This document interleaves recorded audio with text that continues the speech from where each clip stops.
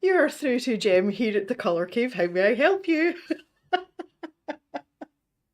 Hi everyone and welcome back to the Colour Cave, where we like to play with art stuff. My name is Jem and I am absolutely delighted to have you here for our first live stream in the new cave. The bitrate is a little bit slow on the stream, so it might be a little bit laggy, but this happened last time and it settled down, so I'm going to keep a little eye on it and see how we get on. I'm glad to see that we've got all the usual suspects in the chat. There's quite a few of you there. I can see all the pink udder hands are everywhere. They're everywhere. Hi now. So good, so good. Yes, yes. I'm just having a look to see who's come in.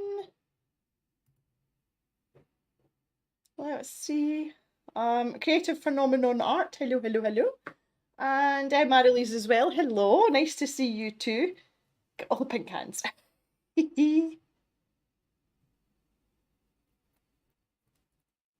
Loving all the hands. Okay, yes, I would like to... Oh, hi Daria, yes. I would like to welcome you all to our first Work in Progress Wednesday. So there's a couple of things that we need to do before we actually get started with our arting. Obviously, as the stream goes on, I would love to know what your work in progress is, what you have brought with you to the stream today. But the first thing, as always, is we have to figure out what I'm doing. That's, you know, that's kind of important. So we've got here choices, and I want to know what y'all think. So I'm just going to drop this down to the top-down camera, like so. And I have 3 choices for you today. Or maybe we want this one actually, so I can still see it. That's better. I've got 3 choices of something to work on for this stream, and the first one is this relic. Now, I actually kind of forgot I had this, if I'm honest, and this was a gifted book for me ages ago, and it's basically painting in the style of Claude Monet. I think I did a couple of videos on this actually. I'm almost sure I did. Obviously it's kind of slow going, so there's a bit of work to be done, but that was in gouache. So I was thinking I could maybe do a little bit of work on that, because it's literally been years, like actual years, since I've touched this. So that's choice number 1, is the old Monet. The next choice I have, I don't even know if it actually counts as a work in progress, because it's not really in progress quite yet. These are some photographs of a very interesting tree that's not far from the cave, and I went and took some photographs of it this morning, just because it's got this kind of like weird twisty thing going on. I would like to make this into into an actual gouache painting, but I need to do some sketches here. So I've got a little page of tree sketches, and I was just going to do some more of that there. So yeah, that's choice number 2. We're having chat about the video. Yeah, there's not much I can do about the video. The stream health does say it's excellent now, so hopefully it will pick up. I'm not sure why it is so jerky. I can see it in the preview window that it's kind of jerky, so I'm hoping that sorts itself out. We'll keep a wee eye on it between us, and we'll maybe reassess the situation just shortly. Hello, Mrs. CB. It's Early's winky face. The third and final thing that I've got as a choice for my work in progress is the Mermaid, and this was from a previous stream when we started this with some Inktense pencils. She's got a wee bit dusty. Again, she's been kicking about for quite some time, has this Mermaid. So that's what we've got for choices, and I would really like to put this to a poll. So let's see what we can do here. Oh,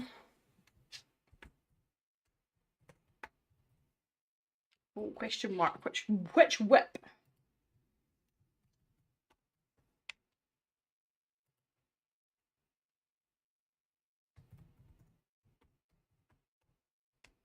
Or Mermaid. Okay, if you want to get voting on that, that would be fabulous.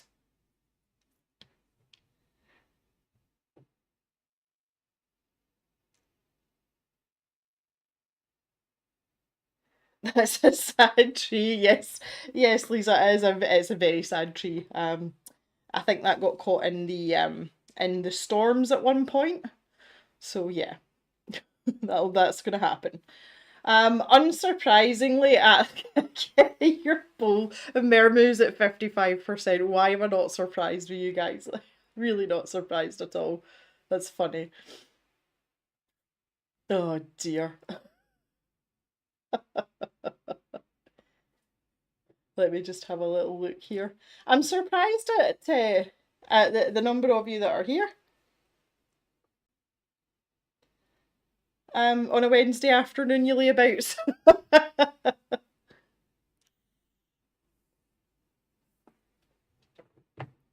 Gonna see if I can do something about this stream latency. No, that's not gonna help me.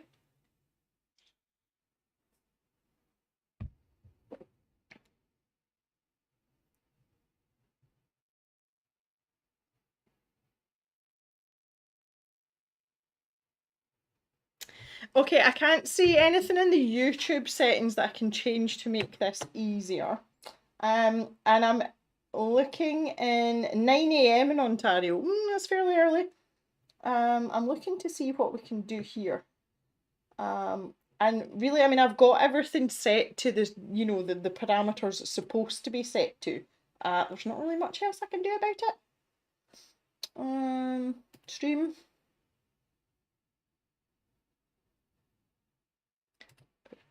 4.5.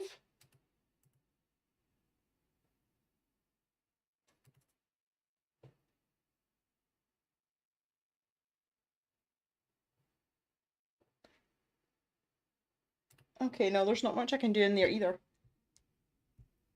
Oh, Charlie says that you've missed me. Oh, that's nice, Charlie. Thanks very much. I appreciate that. That's lovely. Calls art self-employedly about here. Yeah, me too. All of the day's work. Okay, we're sitting with this poll 50% for the Mermaid, and do you know something? I'm not surprised at all. In fact, I am so unsurprised that I, you know, obviously anticipated this happening 100%. So I've actually got the Inktense pencils right here because I knew y'all were going to vote on that because you're so predictable. So I'm just going to make a little bit of space because that pencil case that's got all my Derwent pencils in takes up a substantial amount of room, so I'm just going to kind of like shove everything else out the way. But this is me testing out the new cave layout because I actually laid it out with this in mind. So I'm hoping that this is gonna work the way I hoped it would work. So just get my pencils out, you know.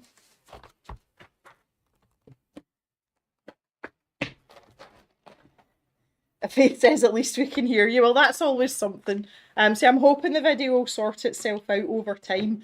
So this happened last time. Do you know something else as well? I was looking back last night when I was getting ready for preparing for this today, and our last live stream was in the last cave, but it was like 5 or 6 weeks before we moved. So it's actually been like 3 months since we've done a live stream. And I don't know about you guys, but it just doesn't really feel as if it was that long ago to me. I don't know, maybe it's just... Oh, you like the new cave, Hillary? I'm glad. I like it too. The blue wall looks really nice in the background. Yeah, it does, doesn't it? I was actually going to paint some of the other walls, but just for bounce light, you know, for reflective light for filming, I decided to go with white walls, like on basically all the other walls. And that seems to be working really well as well, because if I go back to top down view, you can see the lights. I do have a bit of a cast shadow, but generally the picture is just a lot brighter, so it's easier for me for editing and stuff as well, so it's pretty good. Nice, says Jem knows us. Yes, I do. You were doing the box for Papa Jem, that's right, Jan. That's the other thing about the box. I was really hoping someone would bring it up. He loved his box, but not only that, he asked if he could keep it. It's yours, you can have it. So I don't know what he's done with it, but he actually, like, when he left here after we got like properly unpacked, he took the box away with him, so I don't know what he's using it for, but he must be using it for something, so he was very chuffed with it. So there you go, Jan. That was really, really cute. Thea's saying as well she needs an Inktense crash course. See, I find that very strange. I think they're really easy to use. The only problem with Inktense pencils, and where they differ a lot from the from the likes of watercolor pencils, is they do dry quite quickly, so you just have to work quickly, and if you can do that, everything's fine. Okay, a green hat, hello from a fishing lake of all places.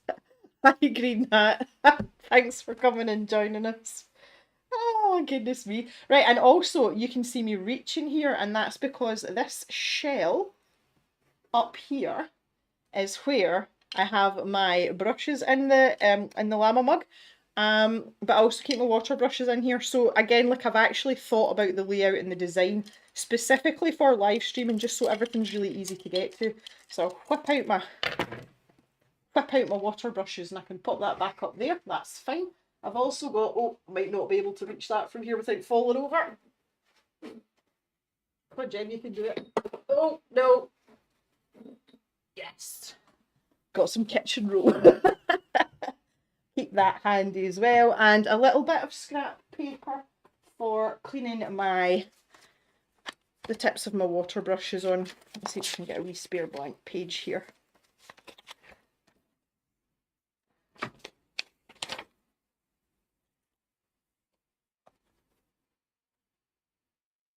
Namora's Life, hello, thanks for coming and joining us. No, you've not missed anything at all. We just picked my work in progress that we're working on, and this is actually from a previous stream, so there's that. Also as well, I've got my fluids here, and if I manage to drink all of this, I've got myself some beer as a treat. So let's see if we can get into the beer. Right, I kind of can't really remember what colours I used and stuff, so I'm just going to wing it. Just going to go for it and see what's what. I'm going to keep going with her tail here. So I've got a deep blue here, so we'll start with that. I think that's probably the best place to go for. And I can see I've left some like ziggy-zaggy edges here for her, for the end of her fin. And I think that's because I was wanting to make it look like a cow tail. I'm not entirely sure, but we'll go with that theory. We'll go with that. So yeah, right, the next thing is I would like to hear what you have for your work in progress. What have you all brought with you to work on today? And has anybody brought a craft project, like you know, like knitting or something, because I'm always quite curious to hear about stuff like that as well. Will there be a Mermaid sticker when she's finished? Uh, I don't know. It depends how she turns out, honestly. I'm kind of all stickered out.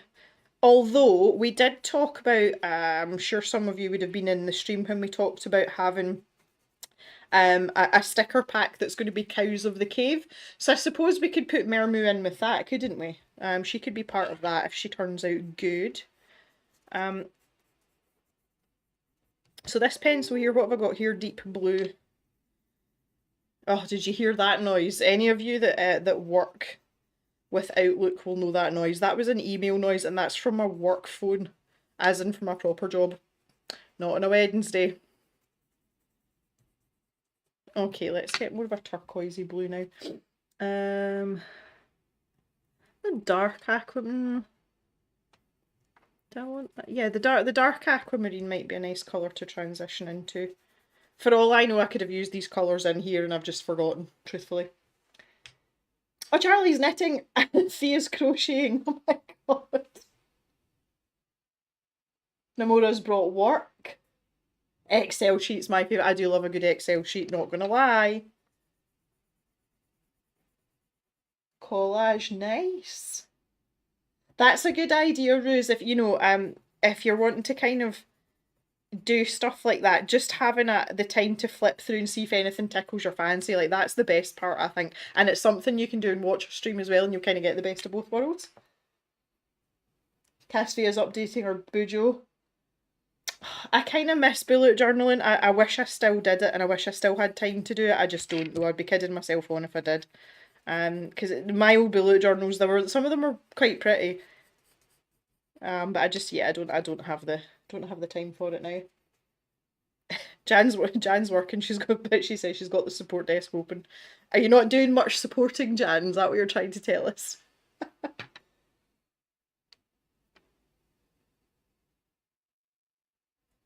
What's it? Green hat. If there's any fish whisperers, could send good vibes. So, are you actually physically fishing then, Green hat? I take it. You're not just sitting by a lake to chill out. You're actually trying to catch something. That's funny. I love it. A Martine's crocheting a blanket. Oh, that's amazing. For your wee niece. Oh. I don't have a wee niece anymore. I've got a big niece now. she's well, I mean, she's still a little girl, but she's very much a young lady now. You know, she's not a wee girl anymore. Charlie's knitting an elf costume for the teddy bear. Oh, that's you guys have got amazing stuff to work on. Jan's waiting for a 4G router being delivered to Milton Keynes. Can you send one to me as well, please? Oh. I don't know how much fish whispering I can do for you, Green Hat, honestly.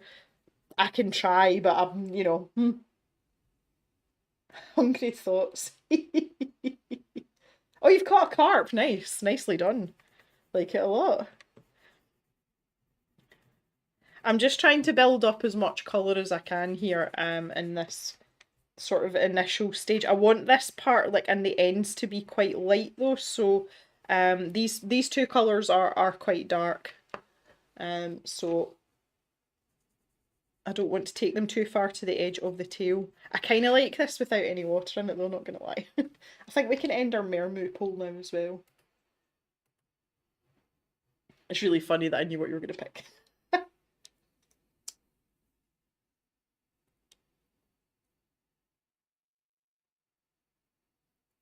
An elf costume for a teddy bear. Oh, Charlie too. Like I love kids. See, like the toddler stage. That's my favourite. Little baby up to toddler, and then when they get to like 3.5, I'm like, right, I'll see you when you're a teenager. That's why I would not be a good parent. Like when they're toddler age though, like they're obviously they're a really rapid rate of learning, and they become very entertaining at that age, and that's why I like them. I see them when they start to get a bit bigger and cheekier. I'm like, nah. I'll see you later. We do still have a little niece on Mr. Jem's side, and she's just turned 3. And it turns out at the last time I saw her, we sat and we did some drawing together. I sat her up in my lap and, you know, had the sketchbook out with some coloured pencils. And she seems to be favouring her left hand. And in Mr. Jem's side of the family, there are no left-handed people, so it must be a throwback to like her dad's, so like my sister-in-law's husband, it must be his side. But I said that to my sister-in-law. I said, look, she's favouring her left hand. And she said, she's like, yeah, I know, I've noticed. I'm like, yes, those lefties together. I got really, like, disproportionately excited about it. Oh, Karen's colouring in her Colin Thompson's colouring book with Inktense. You get the cave seal of approval for that one.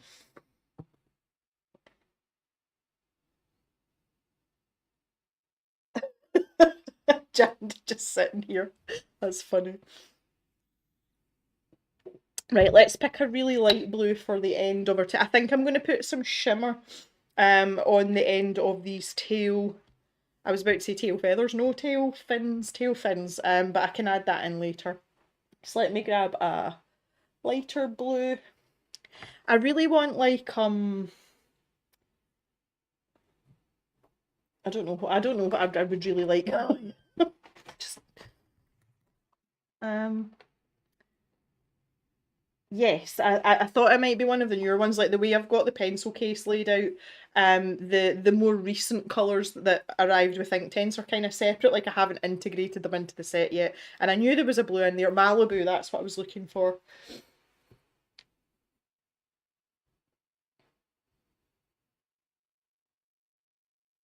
Martin, it's actually nephew's daughter, but say I am a great aunt makes me sound ancient. Yeah, no, I agree entirely, Martin. Let's not do that. Oh. And Angela's eldest grandchild is just 13 and proper grumpy, typical teenager. Yeah, yeah. I really like it because we've got such a vast age range. Mr. Jem has a lot of siblings, so there's a large age range of them. And there's 20 years, in fact, there's more than 20 years between the oldest and the youngest sibling. And so because of that, when it comes to our nibblings, they vary in age as well. So our oldest nibblings are two nephews on Mr. Jem's side, and they are 25 and 23, I think. And they still call me Auntie Jem, which I think they do it because it's funny, but it makes me feel really weird. I'm like, you're a grown man that's like a foot taller than me. Please stop it. And the youngest is our little niece, and she's just turned 3, and the other ones are like all in between there, so it's quite cool. I like it.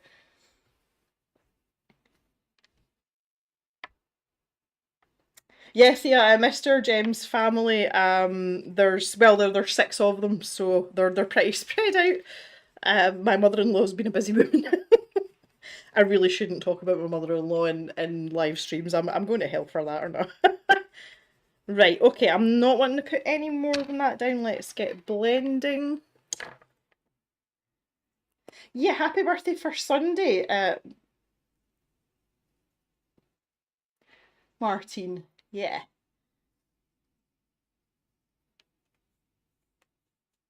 Right, okay. I think I want a smaller one than that. I want to work in sections here. I don't have much water left in my tiny brush. Oh no, I do. Okay. Yeah, right. I'm going to explain my reasoning for this. I want the smaller brush because I want to create some thin lines, if that makes sense. So I want a nice fine point.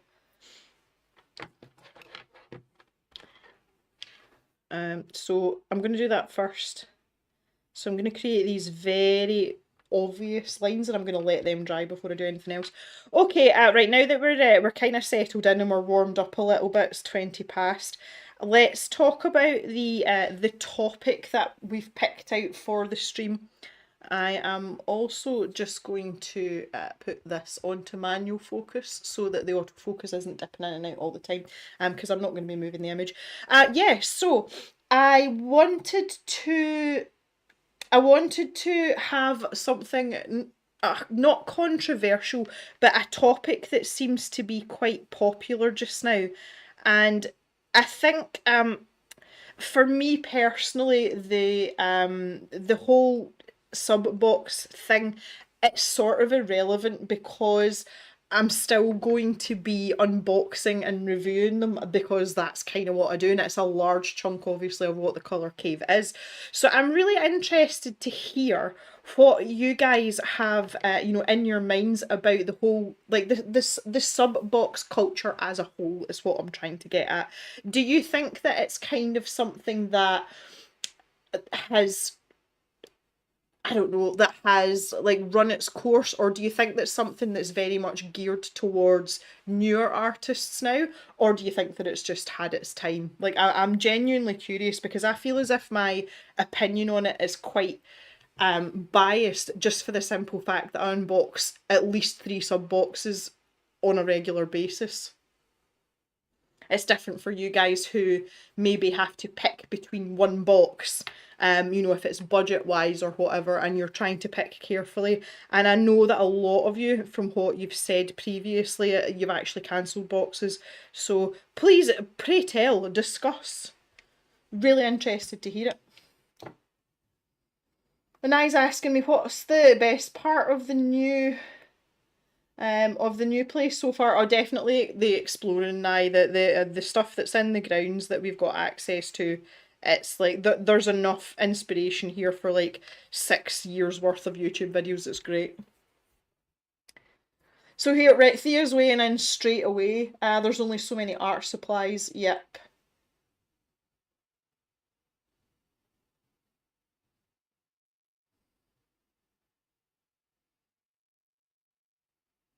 Green Hat's making an interesting point, buying scroller boxes in the sale so you can choose what she wants, and they're usually a fraction of the price. That's a really good point. I like that a lot, and I think that's a really sensible way to do it because essentially you're still supporting Scrollerbox as a company, but what you're not doing is putting yourself in a position where you're wasting money on supplies that you maybe don't want or don't need or you've already got.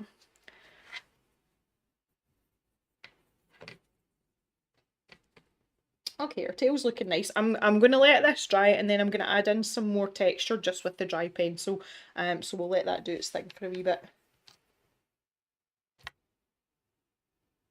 Yeah, so Martine's agreeing with what Green Hat does. You know, once you've been in it for a wee while and you've got some supplies, it's better to pick and choose, and I kind of agree with that as well.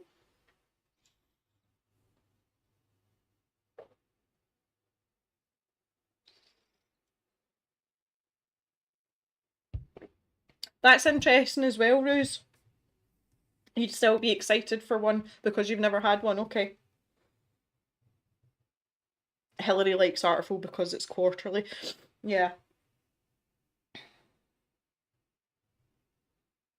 Yeah, I think that Artful specifically, it's a bit of a different beast compared to the likes of your scroller boxes or even your like, what boxes have you guys got in the States? Art Snacks, that I know Art Snacks has moved to a quarterly box, paletful boxes as well. Yeah, so the ones that are kind of regular, they're quite formulaic now. And it's a bit of a different story with Artful, but the big part of that is the magazine, obviously.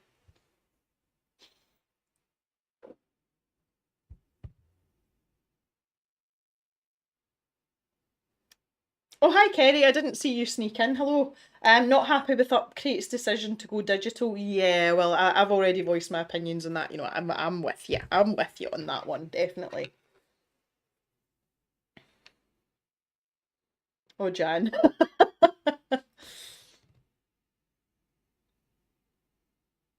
Karen's in the Netherlands. Karen, you would probably have access to Upcrate. It's from Germany. Um, Yes, I've heard of Sketchbox. I don't think I've had a I think, no, actually, that's a total lie. I have had a Sketchbox. There was one Cavemas where I got all all the subscription boxes from the States, and one of them was Sketchbox. Um, yeah, there's that.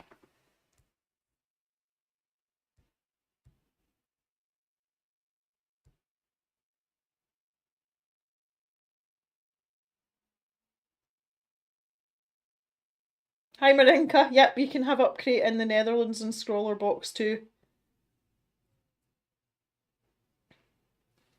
Okay, so there's quite a lot of opinions here.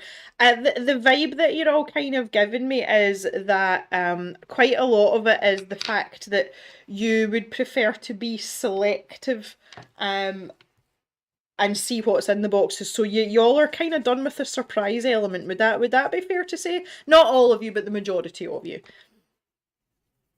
See, I keep thinking, you know what I'm like? My brain's just like a plethora. It's like a wee idea factory up there, and everything's always going. I wish I had the capital and the time to make my own version of a subscription service, because I would do things really differently. I wouldn't have a box full of art supplies. I would. Now, y'all heard it here first. Someone's going to steal my idea, but never mind. Um, I would basically craft an artful type magazine, so like a big thick bumper magazine, and I would have a theme of some description. Now, whether that be an art supply as the theme or a subject as a theme, and I would have like a list of recommended supplies to do X amount of projects and tutorials in the magazine or in the box, and I'd have like a budget recommendation, a mid-price recommendation, and a top end. So you might have some of the supplies already, but if you don't, you can go out and get something to suit your budget and then participate in whatever it was in the box or in the magazine. So I don't know what you think to that. Do you think that would be successful and better than a subscription box? And I would do it quarterly. I wouldn't do it monthly because it's too quick a turnaround. Yeah, just doesn't like surprises. Yeah.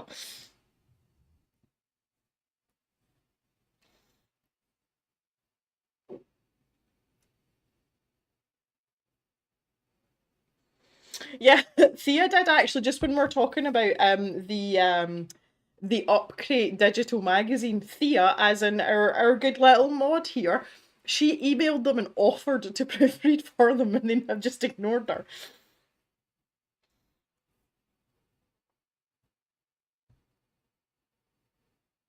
Yeah, Jan, I think a lot of people have done the same, that have been into art for a little while. And, I know someone that's put the money that they used to spend on a scroll box in a jar, and then at Christmas time they go and buy really expensive art supplies that they wouldn't normally have justified for themselves. So, that's a thing. How are we doing here? We're dry. We're good.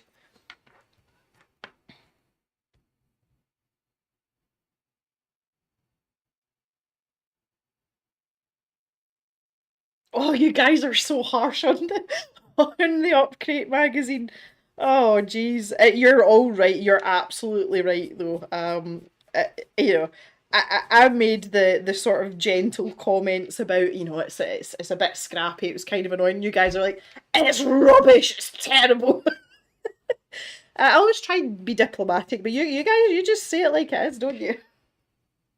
What's the pink under hands for? Oh, orders for Thea. Okay.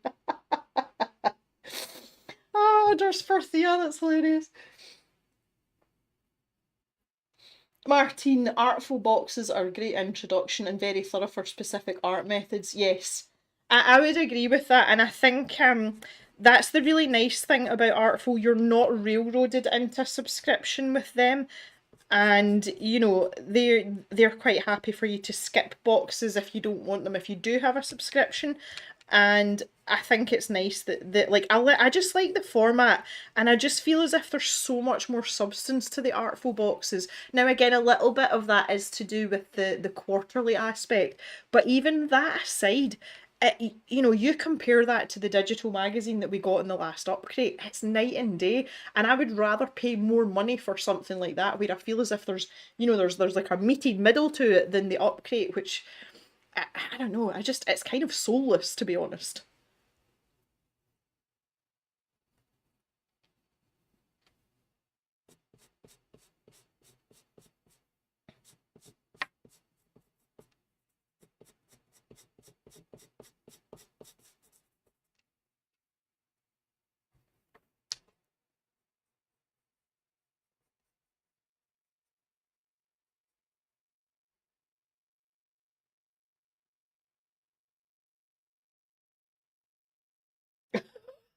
Okay, we've descended into using proofreading websites. That's when you know it's bad if that's a suggestion. Ah.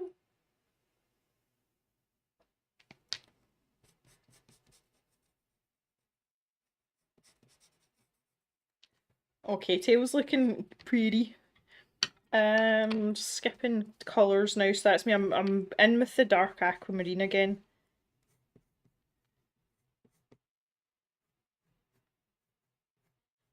So I want to give her that like cowtail sort of idea. In the Malibu. This Malibu colour is really nice. I like it. I'm really glad that they added that to the Inktense collection here. ChatGPT would proofread it for them. And that's the truth. Like you can actually do stuff like that.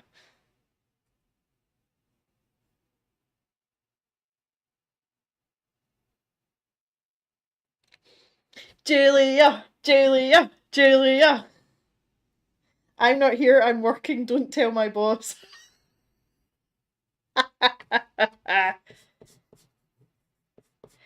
Hey Julia, do you want to tell chat what's happening on the 27th of September? Just be gentle if a bizarre comment comes up.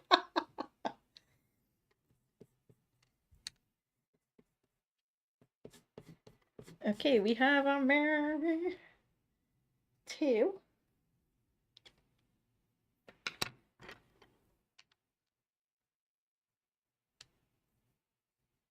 Ooh, there we go. Pretty, pretty.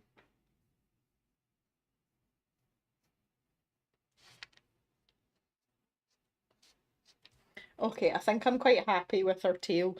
I want to add in more colour down here though. Like this is, it feels really flat now compared to like move it out the way of my box. I just like feels as if I want a bit of shadow there. Pink udder hands for Julia. Kozo, the one thing she enjoys about the unboxing is the value I bring to the. Oh, well, thanks. Yes, Julia, you need to tell everyone in the chat what's happening on the 27th of September.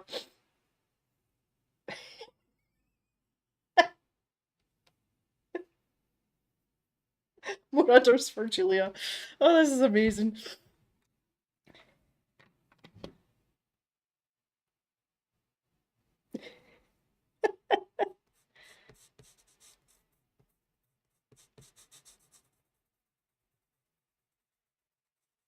Yeah, see, look at that. Oh, can't see because of my box. Right, I've just turned the face cam off for a minute. Yeah, look, just so that I can do this edge. Get that nice and rich down there. I might even pull that into there.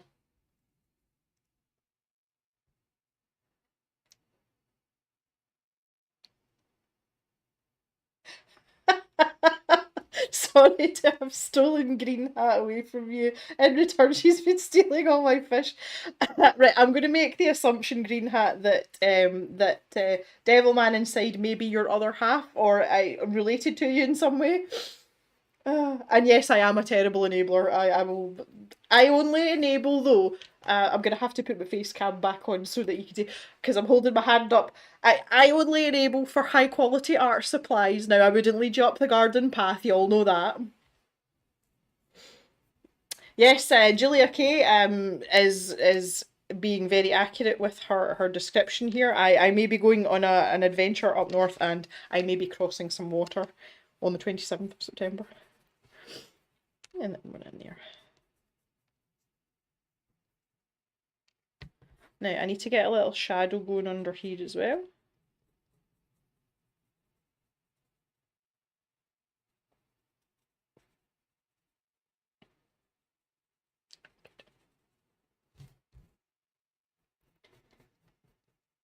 Don't think I'm going to dilute this out. I'll just leave it as it is. And I'll start working it. This is dry now as well, that's good. It is your other half. Okay, that's good. Just checking in case you had some sort of like creepy stalker that's gonna like horror movie your fishing trip there, because that would have been weird. Thea, no, you can't come. This is right. This is the thing. There will be things going on. When I go on my adventure, but this is actually a holiday for me as well. So I'm not going to divulge any information at all because you'll just have to wait and see. But there will be a little bit of stuff going on. I promise you. I'm not going to go on an adventure and not involve you all. But I am hopefully going to have a little bit of a holiday. I might even have a second adventure before the end of the year. You just never know. You just never know with me. Okay.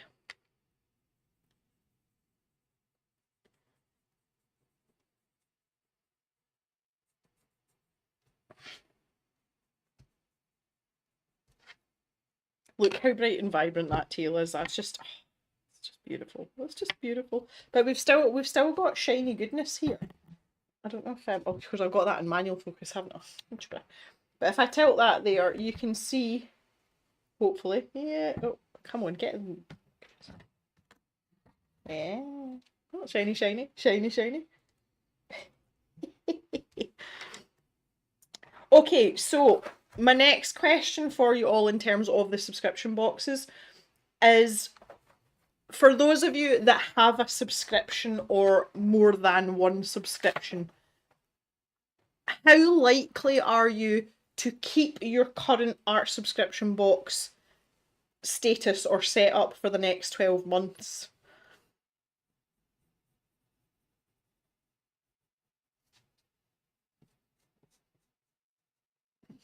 From what from kind of like, I want to say reading the room, but just from talking to people and obviously the opinions that you guys leave in the comments section under the videos, it seems to me that people are trying to maneuver to give themselves the best value for money, which I totally agree is, should be the case all the time. But I understand, and I seem to get the feeling that you all are kind of like in a state of limbo, and you are willing to jump ship, maybe is a bit of a harsh term, but you're willing to bail out, and you have no loyalty to the subscription boxes that you've got. Is that an inaccurate view, or would you say that that's quite, you know, quite close to home for some of you?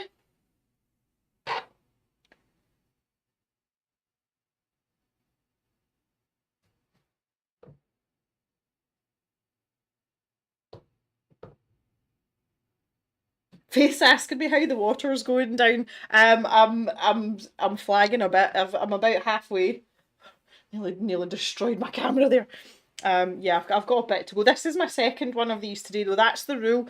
Not that I drink alcohol every day, but if I'm only allowed to have a tipple if I've had my water quota for the day, which is 2 of these.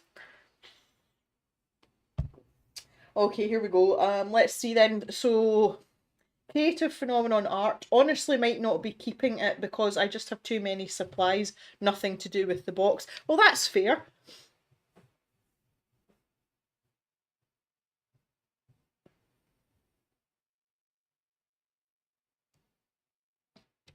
Jan spends the money now on sketch lessons with a lady from Ireland. That's really sensible. I like that a lot, Jan. That's a really good use of your time and your money. Martine cancelled hers 6 months ago. Okay. Keep an eye on Artful. Yeah.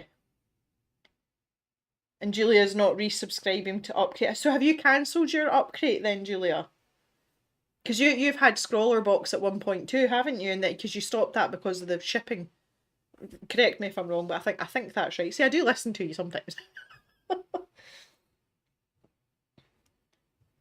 Green Hat used to have Upcrate, couldn't justify the cost yet. Jan, you mean I can have some Jack Daniels if you have a glass of water? No, that's not the way it works. You have to drink between 1.8 and 2.2 litres of water, not a glass. That's cheating.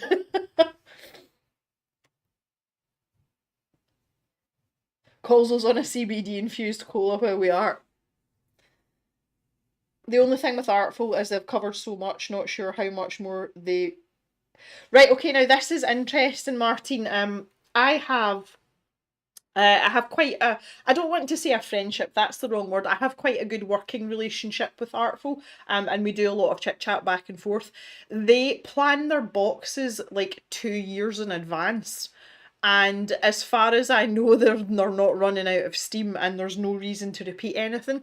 I have heard rumblings after talking to their sort of creative manager person about what's coming up in some of the boxes in the next year or so, and there's a surprising amount that hasn't been covered yet.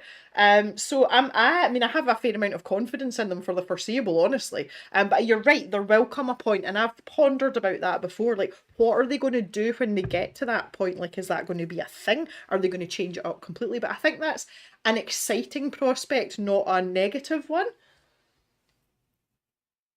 Yes, Julia has cancelled her, but yeah, okay. I don't blame you, Julia. I really don't. Oh, okay. You haven't missed it. Yeah, okay. Yep, agree. Agree. It's not like you're sitting there going, "Oh, wish I had an upgrade." Well, the thing is, as well, y'all can live vicariously through me because you know I'm going to unbox them for you, right?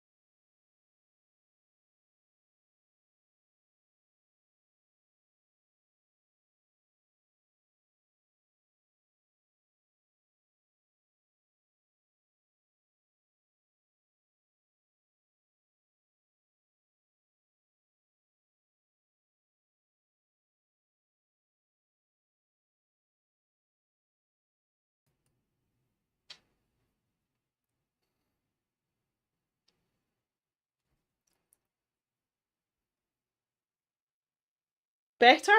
Stream health is back up. Is that better now?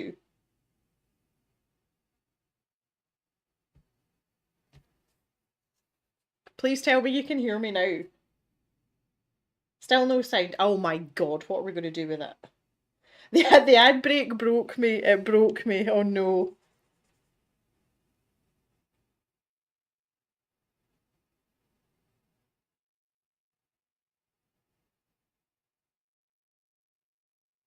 Now there's sound. Okay, yes, good. Yeah, the bit rate dropped for the stream there. It's still not great, but it's better than it was.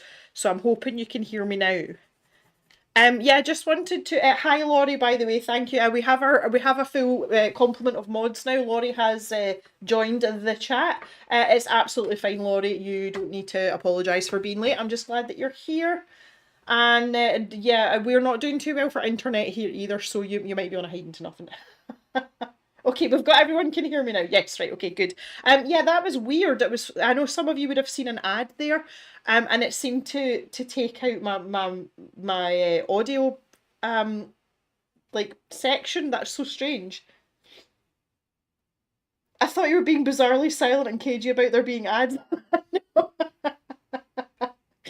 No, not at all. Not at all. Unfortunately, ads are a necessary evil. I need to make money, so you know, there's that. Oh, pink order hands for all the mods. So good.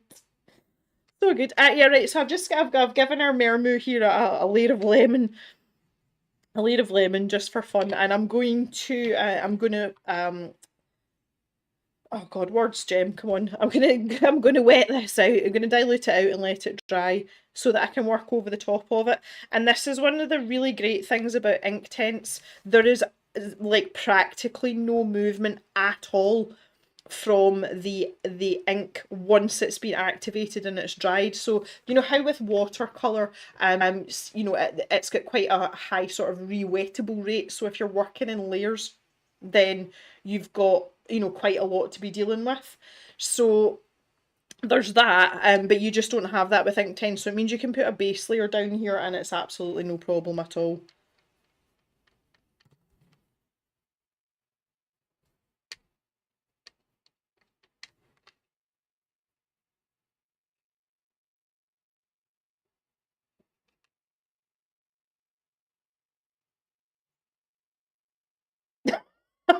Jan. Oh, Jan. Oh my. Creative phenomenon art. Going into lurker mode, pretending to work. Okay, we'll let you off. That's allowed. Okay, so now for the hair here, I'm gonna have to pick some darker colours. I'm not really sure what it is I want though, so you know, there's that. I kind of, I've got this Sicilian yellow here. I'm getting an awful lot of shadow on here. Right, guys, hang on a wee second. I am going to go and shut this blind over because I'm getting a weird cast shadow on here and it's kind of annoying me. Bear with me, guys. Just chat amongst yourselves for a little second.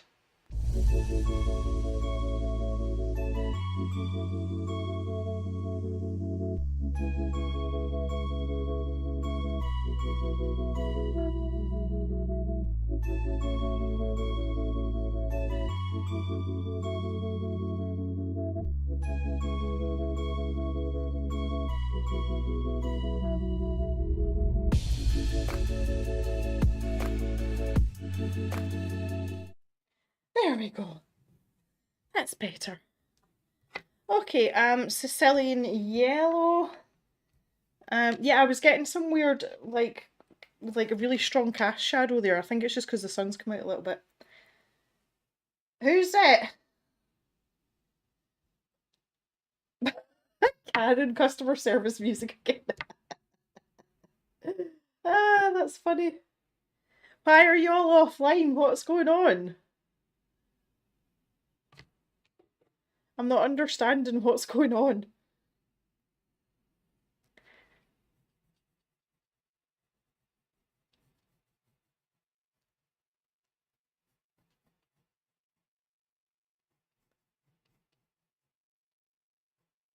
Can someone explain to me what's happening?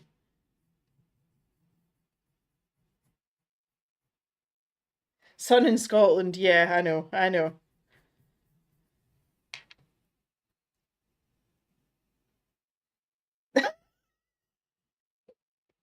Oh, green hat, I'm in and out, need to visit the bushes. Oh, lordy. Right, okay, anyway, enough of people being wet and bodily fluid. Sorry, gutter level, and it's only 10 to 3. Oh my.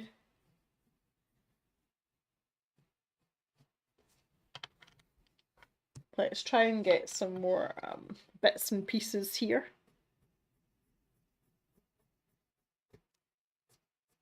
To get some colour in at those roots there. I'm not sure if this is our Mermaid's colour. I don't know if that's going to be flattering on her. We'll soon find out. I've got room to change this.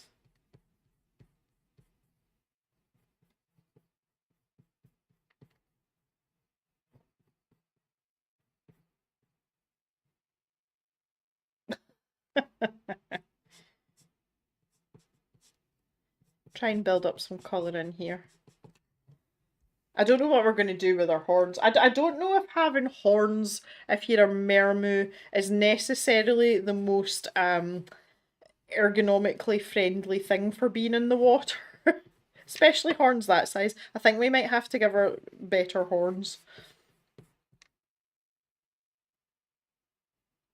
Hi, Susan.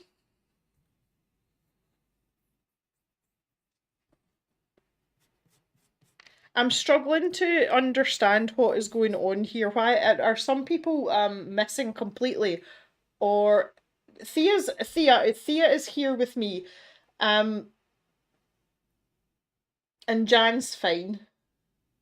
Some people seem to be really struggling, but I notice on my stream preview, you know, I can see what's going on, kind of like over here kind of thing, and it's way behind. It's like almost back at the beginning, because that's when I'm waving my pencil case about with the Inktense pencils in. So I don't understand what's going on.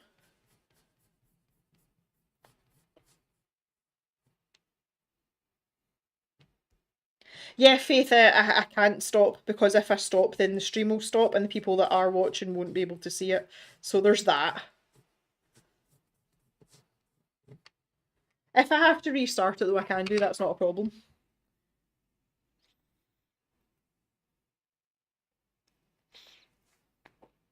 Oh, Martine.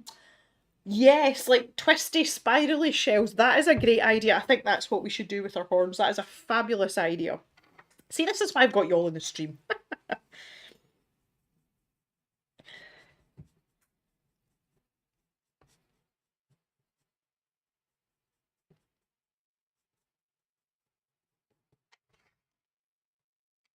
Okay, let's blend some of this out as well.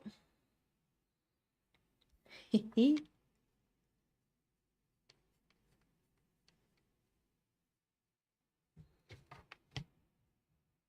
got you back now. Yeah, Faith, I think it's a little bit on both sides, honestly. Again, unfortunately, just due to the location of where I am, because I'm in a rural area, my internet isn't 100% stable. And sometimes we do have these like dips in and out, and depending on how people's internet is on the other end, like sometimes it can knock you out completely.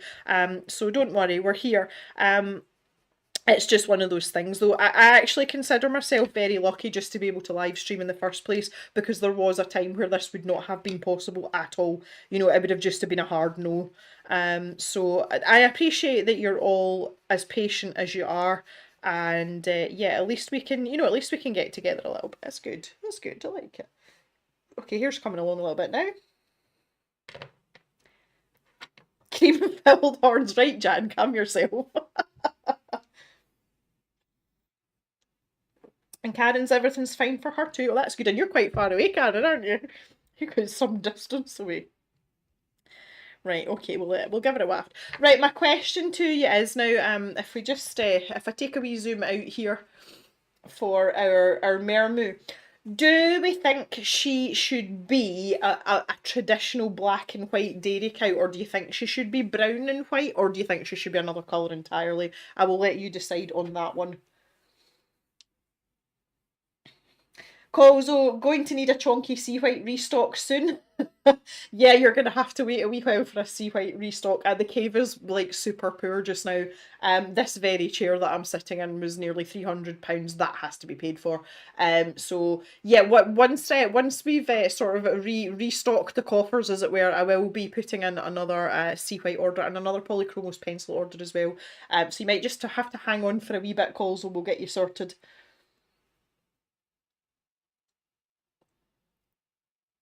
Am I enjoying the new stash shop packing setup? Yes, I am. It's awesome. For those of you that don't know, if I just kind of like squish out the way here, what you can see behind me here is the packing station for the stash shop now. So I've got a whole separate area, and all those shelves eventually are going to be full of stock, and we're going to have a lot more items available. And there's a separate desk over there, so all the stash shop stuff is completely separate now, and it's working really, really well. It's also a really, really good desk to sit at if I want to build Lego, which I'm quite partial to, some of you know.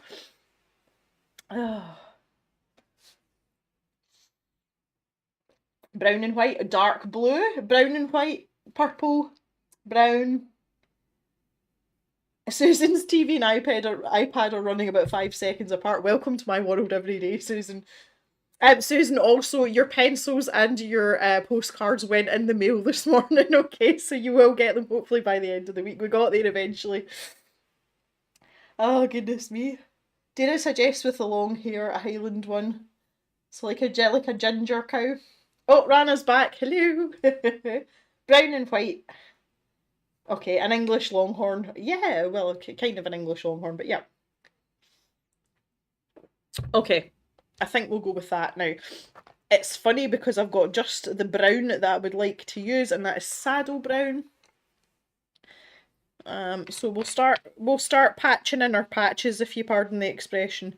And I'm just doing this exactly the same way as I do everything else. It's like put a layer down first, see what it looks like, see if we like the positioning, and if we don't, then we can always change it.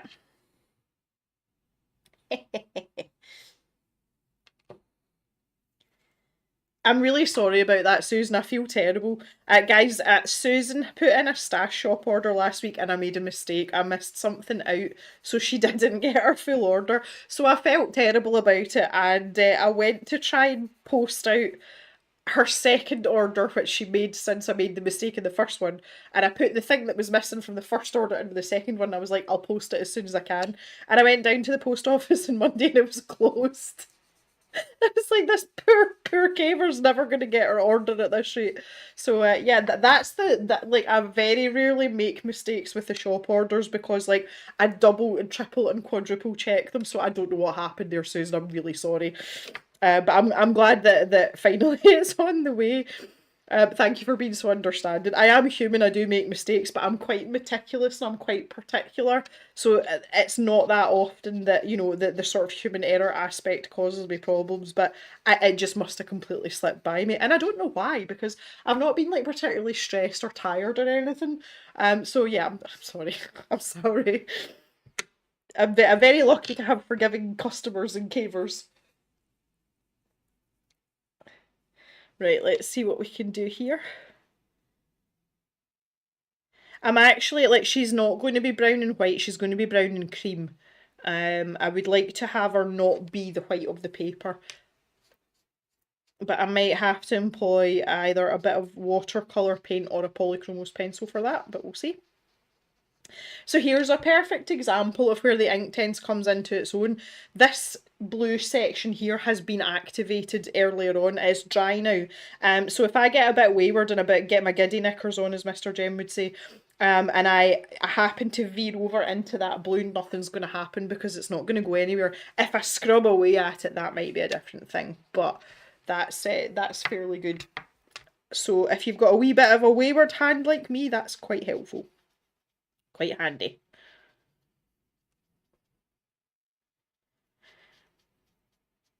Oh, here we go. Just tuck that one in there. Super duper. Now, this is the thing, Jan. The answer to your question is no, but for some reason my local post office decided they were taking the bank holiday. It was not a bank holiday in Scotland on Monday. It's only in Wales and England. It might be Northern Ireland, I'm not sure, but definitely not Scotland. But for some reason the post office decided it was closing. Who knows? Who knows? Jan, like, having you in the streams is chaos. I can't deal with you. Don't be talking about biscuits now. I'm trying very hard to lose some weight. I'm getting on well with my spin bike, and I have actually lost a little bit of weight. Not that you can see it on me, but I'm trying to be super good. And this whole business of the water to allow myself a beer, like, this is me pushing the boat out. And you're all talking about cream horns and biscuits.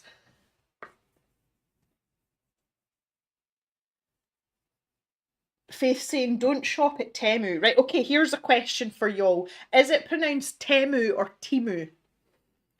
Because I don't know the answer to that, genuinely.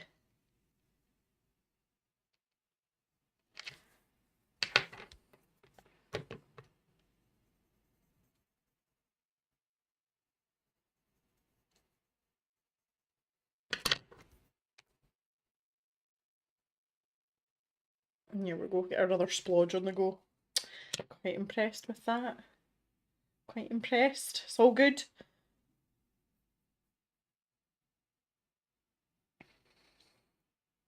Temu.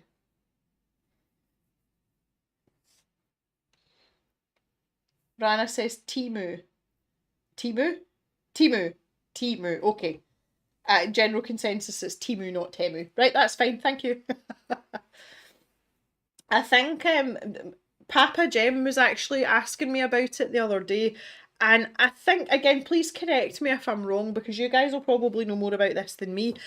As far as I can see, it's basically just Wish Mark 2. Am I wrong? Is it actually a thing? Oh, pink under hands, we're back. Moo. Moo. All the moos. Oh, you guys crack me up, you really do. Right, let's build up this hair colour a bit more. Oh, honestly, you crack me up, you really do.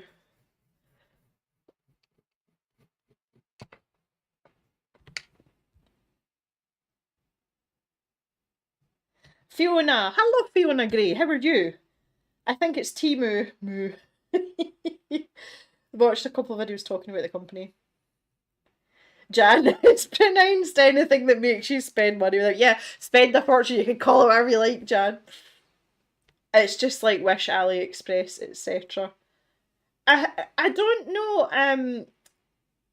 I don't know what y'all think about this, but AliExpress seem to have stood the test of time, and they are the same type of company.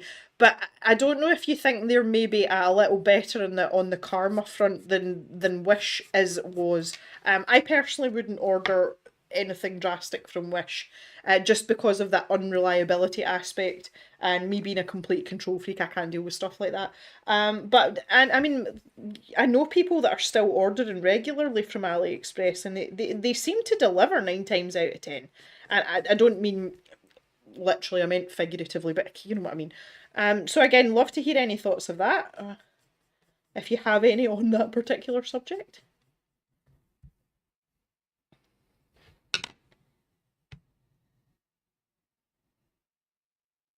Very like Wish products are either top notch or really bad. There's no in between. The art stuff is mainly good. Okay, that's good to know. Laurie likes AliExpress better. Yeah, I think they've kind of established themselves a little bit.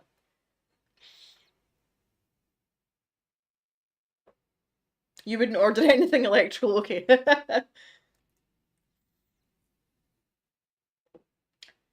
Laurie didn't like Wish either. I don't know, I think, again, my point of view is probably biased, honestly, and I'm quite happy to admit that. For me, as a small business owner who, you know, in the position that I'm in, which I would just like to point out, now I've said this before, Obviously, I've had my YouTube channel for 5 years. I've never pushed it or really promoted it. It's just, I've just let everything happen the way it's happened. With the stash shop, I made that into a business at the start of the pandemic, and I started that with no capital. I didn't have an investment, I didn't have a nest egg sitting there that I used. And here we are a couple of years later. The cave is poor, like the business is poor, but we are still afloat. And there's lots and lots of businesses that didn't open in a pandemic with no capital that don't exist anymore. And purely on that basis, like there is no way I would let the cave go down without a goddamn good fight. But I just feel like these businesses like Wish and Timu and all the rest of it, and all this business that's going on now with AI art, which I have signed a petition by Only Human Art. I might have to get a link to that. It's all over my Instagram if anyone's interested. I feel like I have to protect what I'm doing now because we've got, look at us sitting here on a Wednesday afternoon with nearly 50 people in a stream. That means a lot to me. It means a great deal to me. But I've got this little business that's chuntering along, and that's kind of like self-sufficient is the phrase that I would use. So for me, if I can give my money to another local business, I would rather spend £1 extra, or £3 on shipping because it'll get here tomorrow or the day after, and it's because it's been shipped within the UK. I would rather save my money and spend it on that, and keep that going for other people, because I would like people to do that for me. And the likes of Shine and Wish and perhaps Timu as well, they're absolutely wiping us out because they are stealing art as well as the other thing. So, there's that.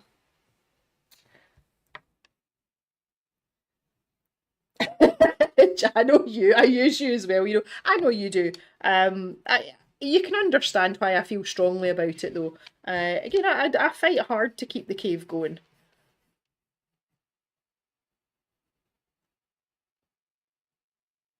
A link for the petition. Okay, I don't quite know.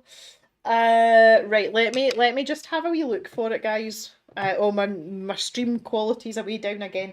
Right. Okay. I'll have a wee quick look for you guys. I've got it on my. Hang on. I'll look at my phone.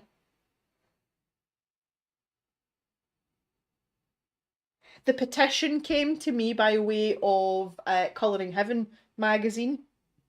Again, I have a very good relationship with Colouring Heaven, and I went and signed the petition myself. So let me just see if I can find it. There's Only Human Art there.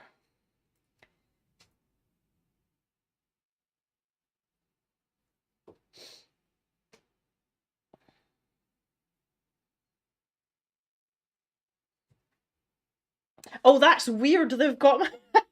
Right, let's see if I can show you this. Obviously this is on my phone. Let me zoom in a wee bit. They've actually put the Colour Cave logo on their Instagram, to say that I've signed the petition. Excellent. That's so weird, but it's kind of cool at the same time. Yeah, right. Thea, could you possibly look that up for me? If you look up Only Human Art, you should be able to get to it from there, and maybe post that up in the chat for us.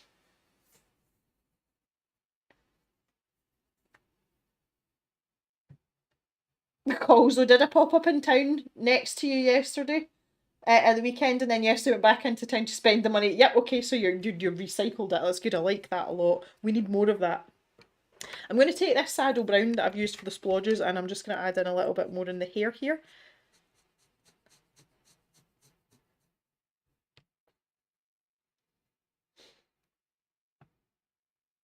Faith's going to go back to UK shopping. I don't want to be preachy about it, Faith, and I hope you haven't taken it that way.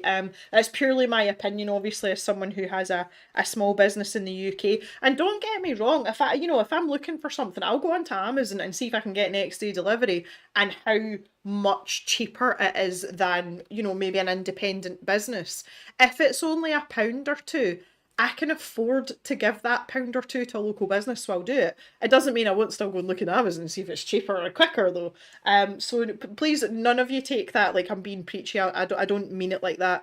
I just obviously feel strongly about keeping keeping the cave's head above water because there's so many businesses struggling, and it's places like Temu that really ruin things for us, especially when you see all the horror stories on social media about people that have been minding their own business and someone messages them and saying, oh, by the way, someone's ripped off your art and is selling it as a jigsaw on Temu. You're like, what?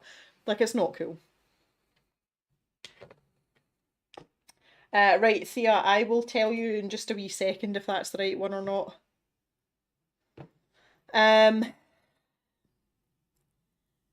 I don't think it is the right one, but I'd sign it anyway. Yeah, that's through change.org. I don't think it's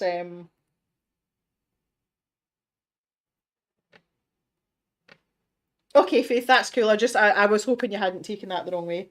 And here's Terry Gray from the lovely island of Hawaii. Aloha. 4 a.m. Oh my dear Lord, what is wrong with you? Oh, you can't sleep. Okay, that's better. Yeah, yes, exactly. I tell you, yeah, I need, speaking of small businesses and more specifically your small business, I need to speak to you about soap. I'm going to send you an email at the weekend if that's okay. Because I think we need your soap over here again, especially for Mama Jem because she loves it. Right, I'm going to have to see. I'm kind of sidetracked by this now, guys. I'm trying to find the actual link to the petition.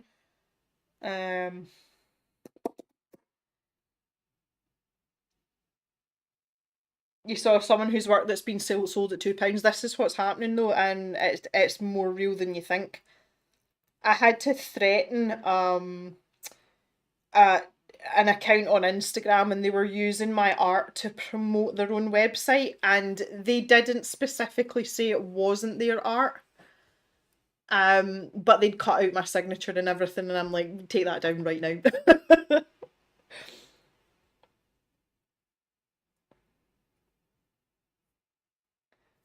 Right, okay. Okay, I found it. I found it. I found it. I found it. Yeah, onlyhumanart.com for artists. That's the one. So the second, the link that Laurie has posted, and Thea, yep, that's the one that you want. So if you are against the use of AI art, then go ahead and sign that petition. Oh, Joksowski. You missed that. That means like a bat out of hell out the door there. I don't know what happened there. That's funny. Ah, goodness me. Yeah, Kerry, and it's more common than you think. And most of these Chinese-based companies like Wish and Temu, they won't steal your art directly, as in take it and sell it as a print, but they will put it on something like a T-shirt or a mug or a jigsaw and do it that way. It's really not, it's not cool at all. Are Terry happy to send soap? Oh, for those of you that aren't party to this, Terry lives in Hawaii and her nephews work at the Jack Daniel distillery in Tennessee, and I have been a lifelong as an adult Jack Daniel's drinker. The boys at JD gave me something to send. So her nephews have given her something to send to me. Good. Oh. Also seen Canva stealing someone's art. Really? Oh, that's interesting. I thought they were above board, for want of a better phrase. That's great, Terry. I'll drop you an email at the weekend and we'll get sorted out. Right, okay. It's getting all animated arms and everything we're going there. Let's get back to our Mermoo. Get some more depth in here. I'm actually getting a bit of hair envy here. I'm so sick of my hair. Like, I'm fed up with it. I'm done with it. I kind of want to cut it all off and also cut all the colour out of it. I've had enough. But I haven't found a hairdresser here at the new place yet. Like, I've barely got myself a dentist and a doctor.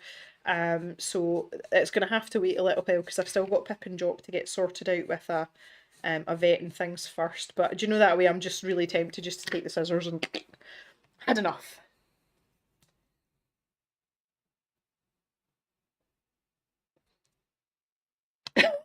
Jan, JD to your house on my way. You know, you can't just hop on the train, Jan, come up, see me. Martin got kicked in when you back in, the ad was for Timu. Oh, that's hilarious. Well, see, I don't think they're going to be vetting the streams before they put the ads in.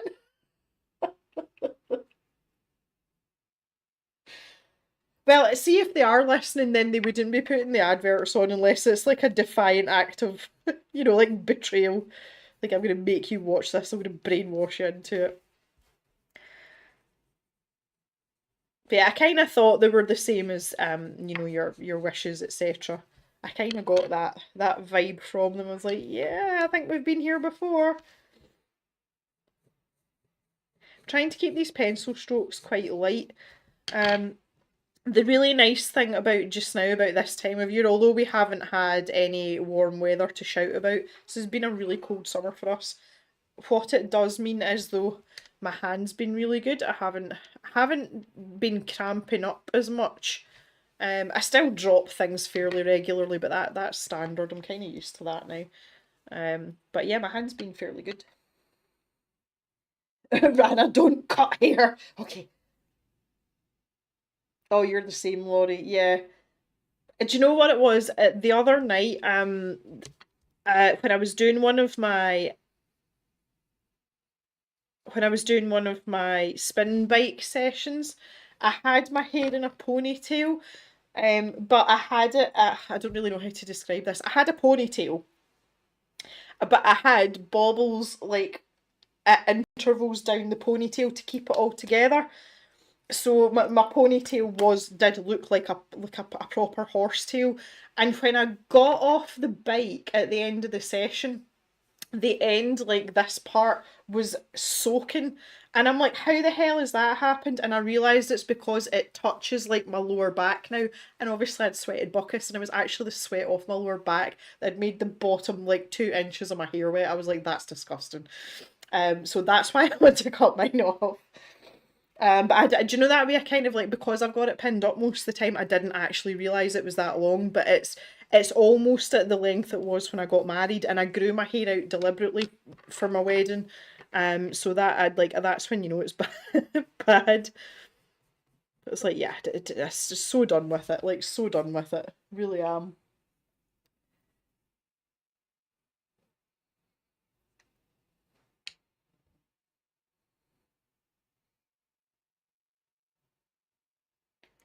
Okay, Marilee's saying about it happened to her with colouring books. Bought some on Amazon, they were so bad, then started watching videos and bought one that recommended. Yeah. Thea wants to shave her hair off. I have to say, I've shaved my head for charity, and gave my hair to here it's what's the name of the charity? That's terrible. That takes hair and makes wigs for kids with cancer. I've done that once before. Laurie, my brain gets stepped on by wieners because they're always going up behind me in the chair. Yeah, Jock stands in my hair a lot if I'm lying on the floor. If I am doing yoga and I go into my final resting pose, obviously I'm flat on my back on the floor, and Jock comes in and does shavasana with you, like he knows that you're winding down.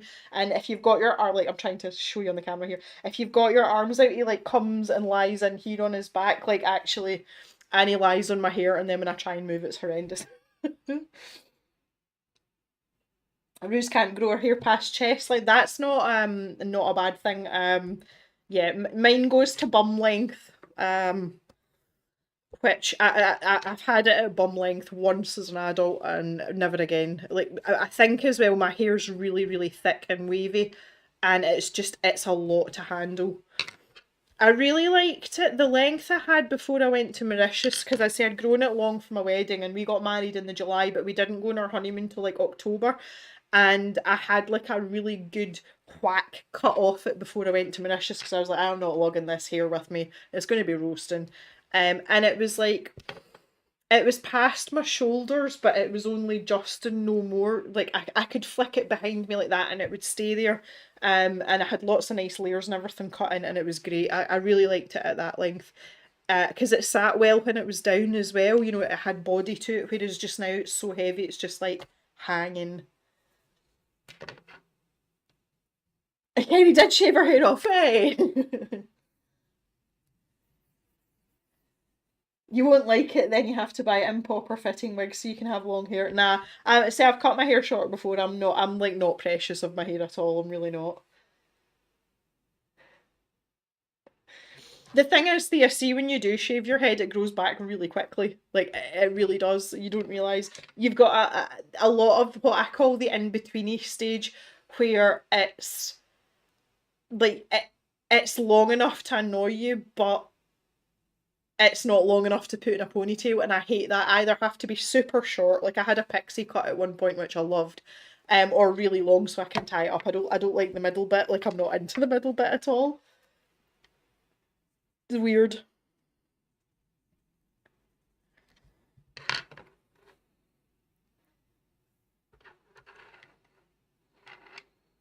Kozo's had a pixie cut since she was a teenager, and now in your 30s and will never grow it out.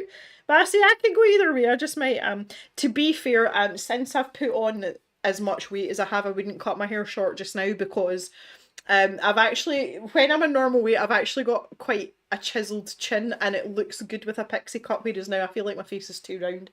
I wouldn't do it just now. Susan's hair's so curly it gets shoulder length and goes out the way. Oh, I feel you, girl. I really do. Oh, that's funny. And there's nothing you can do about it either, Susan. Like, there's no way around it. It's just that's the way it is. That's funny. I'm sorry to laugh at your misfortune, but like curly hair is amazing, but it's a lot. If you don't manage it, it can cause you problems, can't it? One of my close friends at school had really curly hair. Her hair was lovely. It was absolutely gorgeous. And she very much embraced her curly hair, and it was amazing. And it was a lovely. Her hair was red, but when I say red, it wasn't like a ginger. It was like a really nice deep red color. Her hair was amazing, and so her hair was in ringlets. Like it sat in ringlets, but they were quite loose. And if she brushed them out, she had some quite loose curls. It was quite amazing. It was good.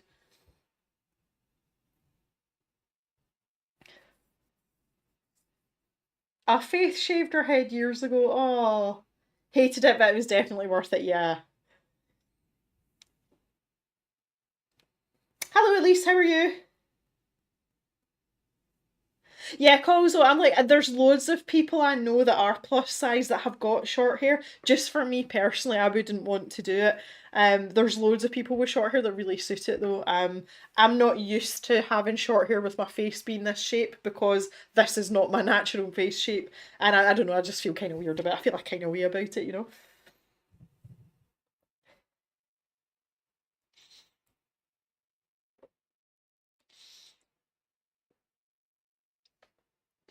I'm just waiting for stuff to dry here. There's not much else I could be doing with my moo. We could do, to be fair, we could do her nose, we could do her snout.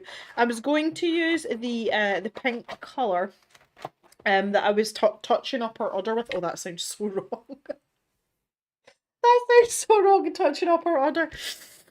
Um, oh god. Yeah, right, the pink flamingo. I'm going to use the pink flamingo for her snout, and I'm not going to be touching up any more udders.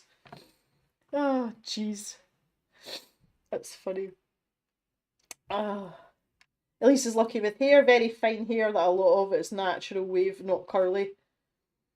Yeah, at least that's one thing I will say. My hair is very wavy, but the nice thing about that is it's not too much effort to make it curly, and it doesn't take too much effort to straighten it. The problem is I find when I straighten it, if there's any sort of moisture in the air, it doesn't stay straight for very long. It just starts to revert back to its usual sort of kinky waviness. If anybody has ever seen the film Interview with a Vampire, and the little girl that's played by Kirsten Dunst when she's really small, when she turns into a vampire and her hair just goes like from straight up into curls, that's the way I feel my hair goes in moisture when I've straightened it. It's like, oh, you can feel the wave coming back. It's quite funny. I generally just wait and see what my hair wants to do and then go with it instead of trying to make it do something it doesn't want to do, because I've learned over the years that's pointless. But yeah, I still want to cut it off. Oh.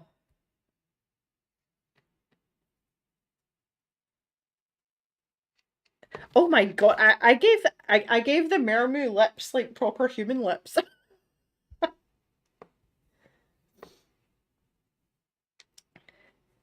Oh, and more to the point, right, I'm gonna have to fix this. It's an off-center set of lips.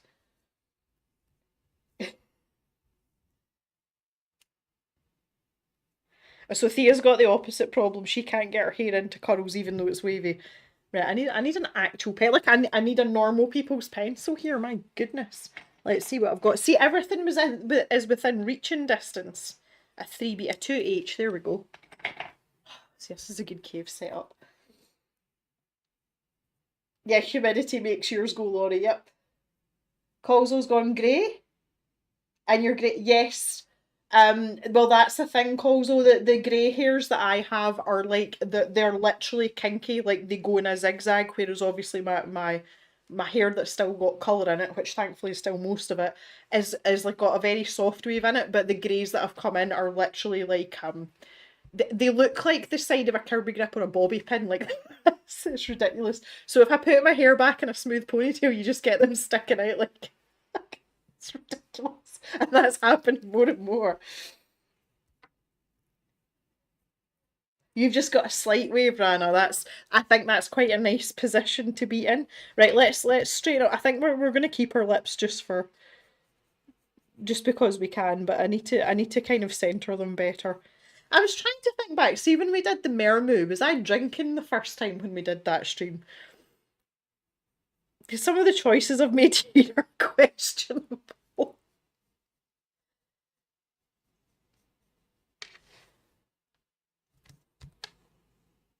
No shoddy sketching here. My goodness.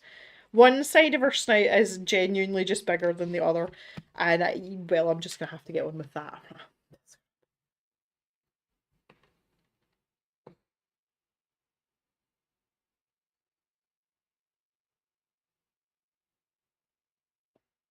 Your head gets hot and poo fluffy here. It's amazing. Oh. I mean, I have to say, like, I really like having thick hair, because my hair looks quite healthy and full. But people always say to me, "Oh, you've got such lovely thick dark hair," and I'm like, "Yeah, and it's all over my body." You're like, "Welcome to being Italian." Like, if it was just on my head, that would be fine. It's funny, but you can't have it always. We're it's just the way of it.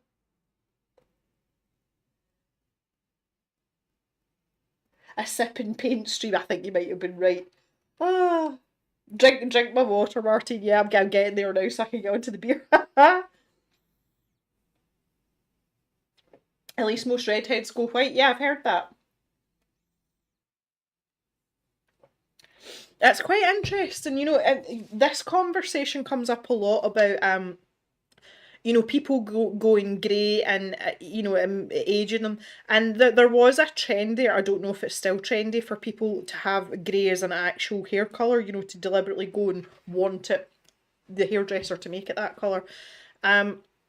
For me, as someone in their late 30s now, I always kind of held the opinion that I would wait and see how I felt about it once I got there. I was never really dead against dyeing my hair and being like, oh, everything's going to be natural, but I was never the other way either. I was just like, I don't know. When I was in my 20s, I didn't know how I was going to feel in my 30s or maybe into my 40s, and I didn't know how I was going to feel about my hair. So I was like, I'm just going to wait and see what happens, knowing that obviously having very dark hair, that the first hint of a grey is going to really show up, because this up here, this is my natural colour. I am naturally very, very dark. So I was like, yeah, we'll just wait and see what happens. But the problem is, and the thing that I've noticed over my 30s so far, is you don't really know when it's going to happen, and then all of a sudden you start seeing them and you're like, oh, but you're like, is this all, or is it going to get worse? And if it gets worse, how much worse is it going to get? And you don't know until you get there. That's just that's the truth of it. That's the fact.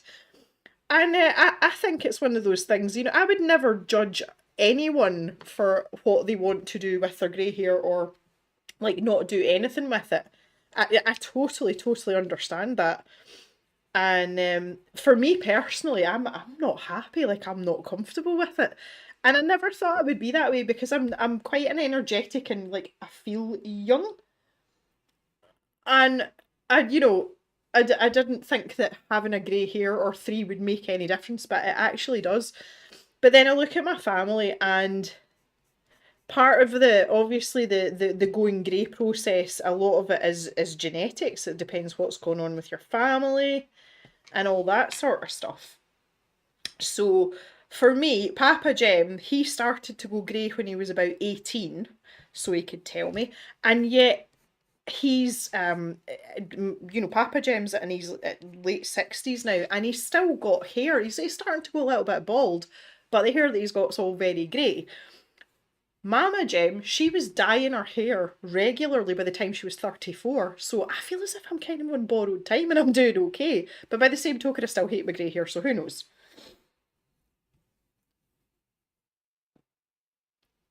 He likes the random grey hairs too. No, no, I don't. I wish I could say that.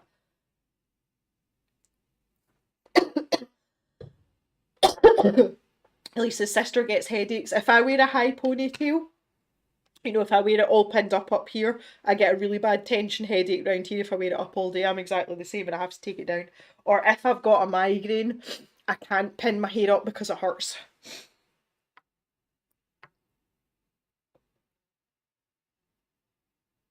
Laurie's daughter's 34, she's never had another one.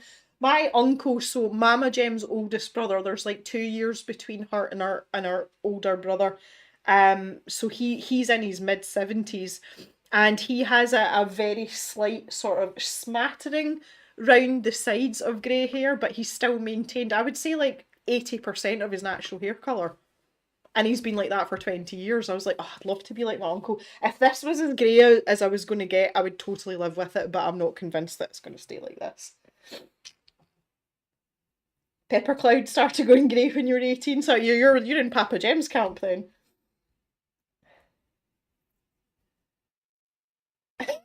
Susan, an old lady in the mirror, and then out came the dye. That's hilarious. Ah. MJ Pete, hello MJ, nice to see you. You got out of bed, thanks for joining us. Yes, we're talking about grey hair.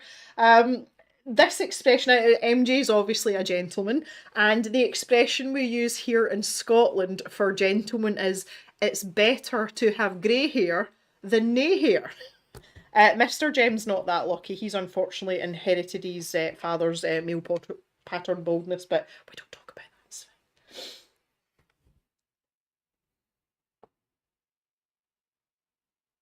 fine. At least 54 and I still have a face halo of white hair. That's really, really, really lucky for you. Yeah, he's completely white. Papa Jem's youngest brother, he was bald by the time he was 20.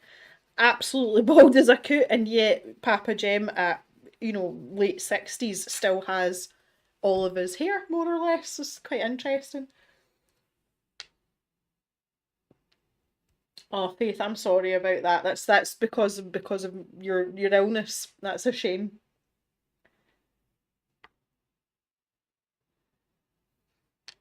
That's a shame. Someone said as well, and I think it might have been Colour with Claire. Don't quote me on this, but I'm sure it was Claire that said that after pregnancy, Claire's got two boys, and she said after pregnancy that her hair was really thin and it broke a lot more. Like before that, her hair was quite thick. I'm almost sure it was her. But I've heard someone else say that as well, that pregnancy changed their hair, which is crazy. Like, it's amazing what hormones can do to your body. Oh, someone's asking questions. What water brushes are you using? Jacqueline, I've used the same water brushes for years. They never change, but it's funny. It's always a question that comes up. These are the Kuretake Zig H2O brushes.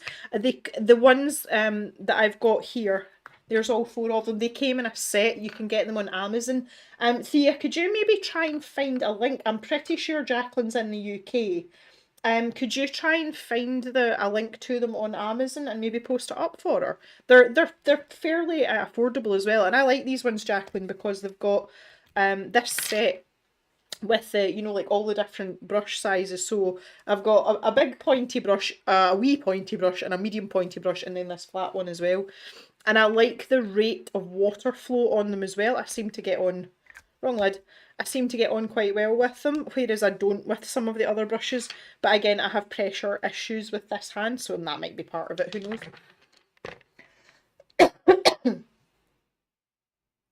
When you're in menopause, your hair changes too. Okay, Karen, that's good to know. I have to say, Mama Jem never went through any of that. She's got, I don't know, have you actually ever seen Mama Jem face to face? I don't think you have. Mama Jem's hair is like super thick. That's obviously where I get mine from. My hair's really like my mum's. And her hair didn't change at all, like not an iota. But she is absolutely white. Mama Gem's dark haired by nature, like the same colour as me, but she has blue eyes. And in her older age, she's decided to go blonde. But when you see her roots coming in, they're absolutely, there's hardly any dark hairs left at all. She is mostly white. So it's worked out really well for her. She gets away with it though because she's got blue eyes. Thanks, Thea.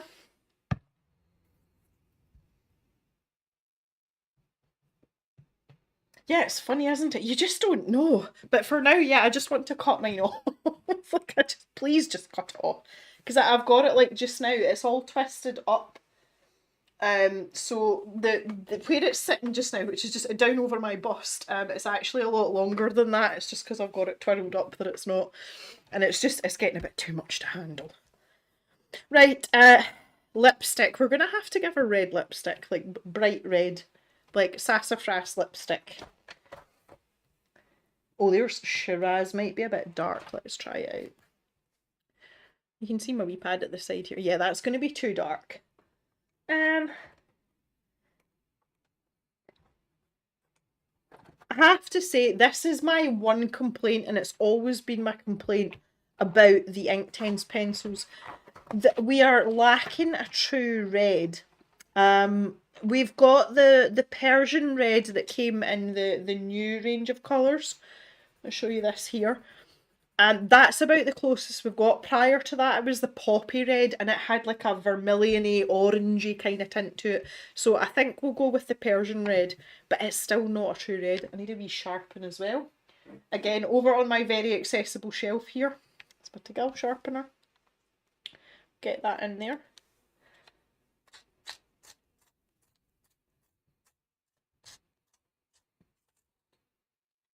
Martine wanted her hair to go thinner in menopause. Oh, we're never happy, are we, Martine? Ah. How about a nose ring? No, we put nose rings on bulls. I don't want to upset our pretty lady by putting a nose ring on her. And even at that, nose rings are, I wouldn't say they're frowned upon. Well, we don't know how they're perceived in the Mermoo community. I mean, that might be a status symbol. But in the farming community, we don't like to see rings on bulls now if we can help it. We'd rather not do that. It's a bit cruel's probably a bit too strong a word, but it's a bit of a harsh way to deal with your cattle. So I would rather not give her a ring.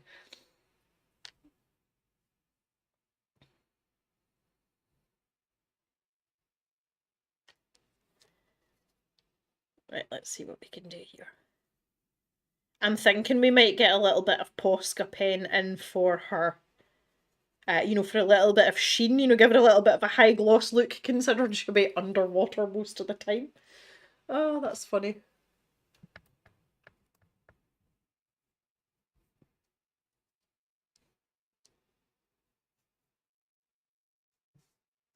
Right, guys, I'm just going to, for those of you that aren't in an ad break right now, I'm just going to go to Facecam. I need to reset my my overhead camera. It's designed to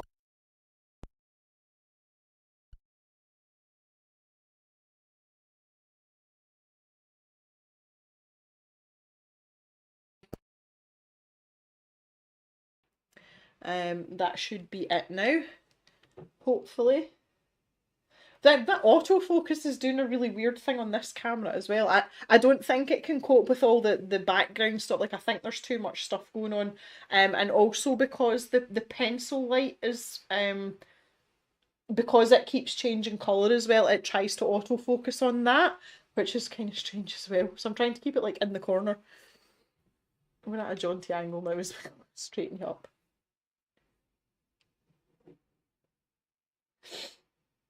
Okay, right, there we go. That's better. Hopefully, hopefully we're back to normal now. Let's see. Yeah, there we go. Touching up others. I really enjoyed it. Interesting. Well, that was ages ago, Green Hat. Goodness me. Ah. Oh, a fashion ring, Rana. Oh, that might be interesting. I don't know how we would do that on her nostrils though. It would have to go like there, wouldn't it? Like if I zoom in a little bit just to show you where her nostrils are sitting, that might be a bit clearer. It would maybe have to go like up there. I don't know how I feel about that. We'll ponder it. If she's going to have a nose ring, it would be something that I would be adding in towards the end because I would use like a metallic pen or something. So we'll give that a wee thought.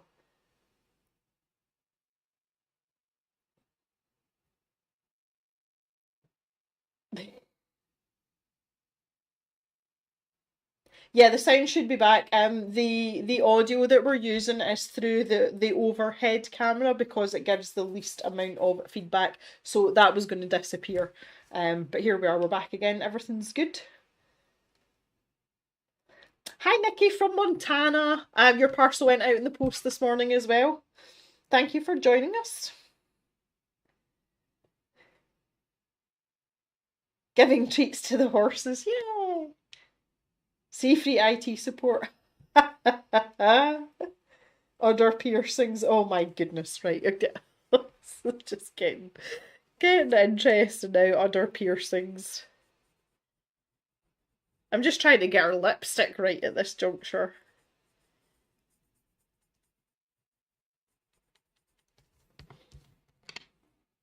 I feel as if she's lacking the bottom lip there. I think we should make that a little bit fuller.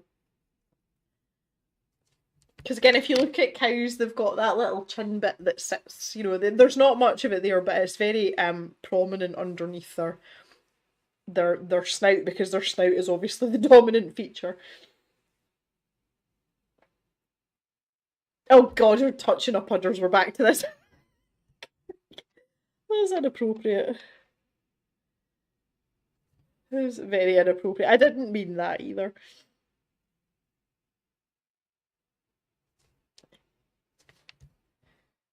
Look at that for a lip colour. Yes! Love it. Absolutely love it. It's all good.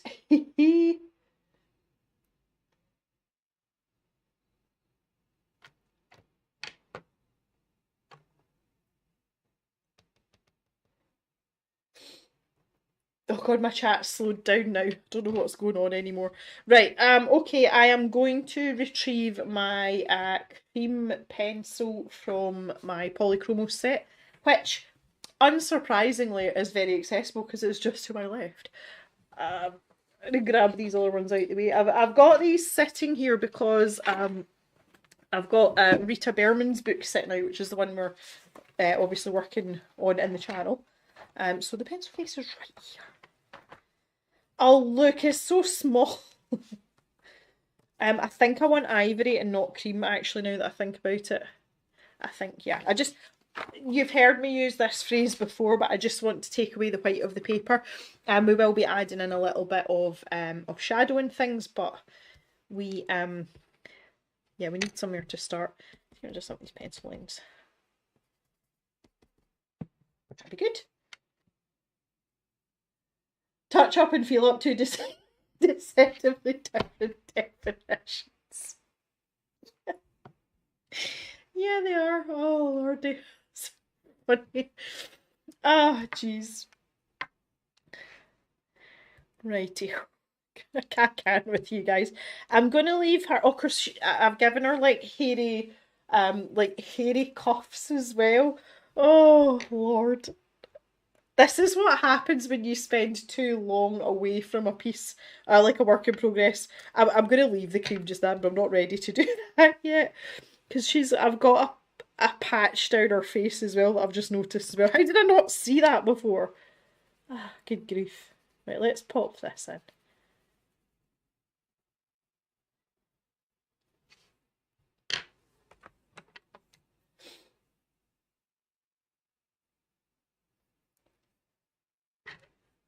Audio and video should hopefully not be out of sync, Thea.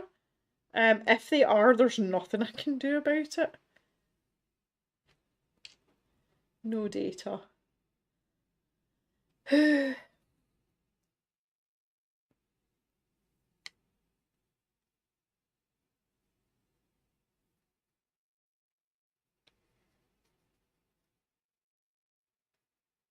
Right, there we go.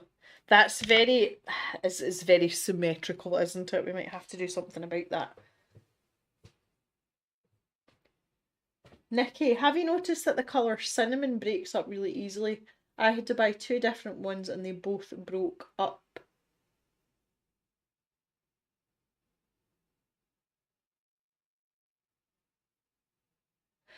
I can't say I've noticed that, Nikki. What do you mean in the Inktense colours? Is there an Inktense colour called cinnamon? Or do you mean in the polychromos?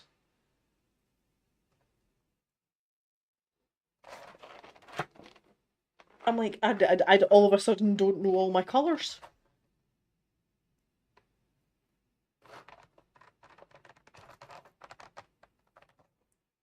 Polychroma, yeah, that's what I thought. No, I've had the same cinnamon pencil for ever. Well, I think I have anyway. No, I don't think, and see, you've piqued my interest now. I don't think cinnamon is one that I've replaced. Let me just check. Here. Oh, where is my cinnamon pencil? Don't know where it is.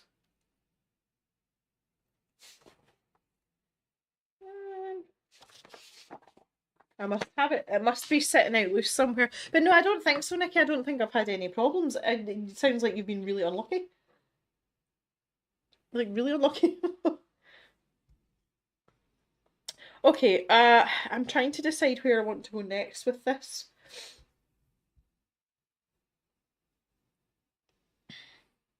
I feel as if I just want to get the rest of the base colour down. That's kind of like what I'm leaning towards. So I'm going to go in. I kind of want her to have hairy ears as well. Most cows have hairy ears, so I don't see why most mermoos shouldn't have hairy ears. Right, guys, it's 3:45. I had the intention of finishing this stream at 4 o'clock. How many of you are available to stay on for a little while longer? Even though everyone's all out of sync, I don't understand what's going on with this stream. I'm happy to keep going for maybe another, like, well, till 4:30, so 45 minutes. If you think we should call it quits because of the technical out of syncness, then just let me know.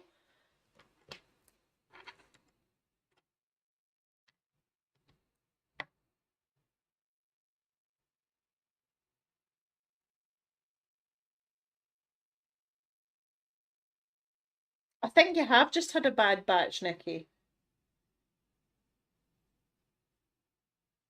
Lindsay saw a deal on Prismacolor for 150 full set for 88.99. Interesting. Okay, Nikki's staying, and so is Jan. Colzo's happy to stay. Okay. Jan finishes work at 4:30. Okay. Green Hat might run out of internet. Just you get back to fishing, never mind internet. Okay, right. The very thing indeed. Okay, right, that's cool. What I am going to do is obviously I've had the best part of a litre of water now. Terry dozed off for a few minutes. I'm that enthralling that she fell asleep.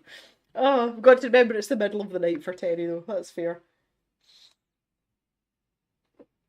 Okay, I am going to go and take a comfort break because the water that I've been drinking is making its way through my system. So let's take a quick. I'm just about to get an ad break anyway. Let's take a break here, and we'll reconvene in a couple of minutes, and we'll go till 4:30 and see how we are there. Okay, guys?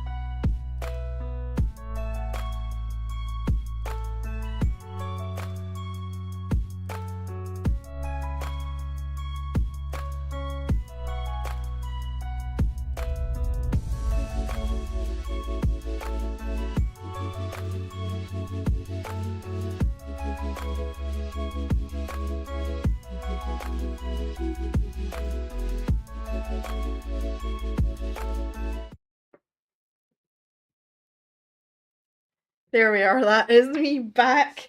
Apologies for the elevator stroke waiting on hold music. I wanted to pick something that was quite what's the word I'm looking for? Innocuous, so that it wouldn't be annoying on repeat if I was away for any length of time, but clearly everyone's not that not that keen on it anyway, but never mind. Anywho's, that's better. I feel quite refreshed. Oh, I'm determined I'm finishing this water because I'd really like a beer. Like, beer's winking at me.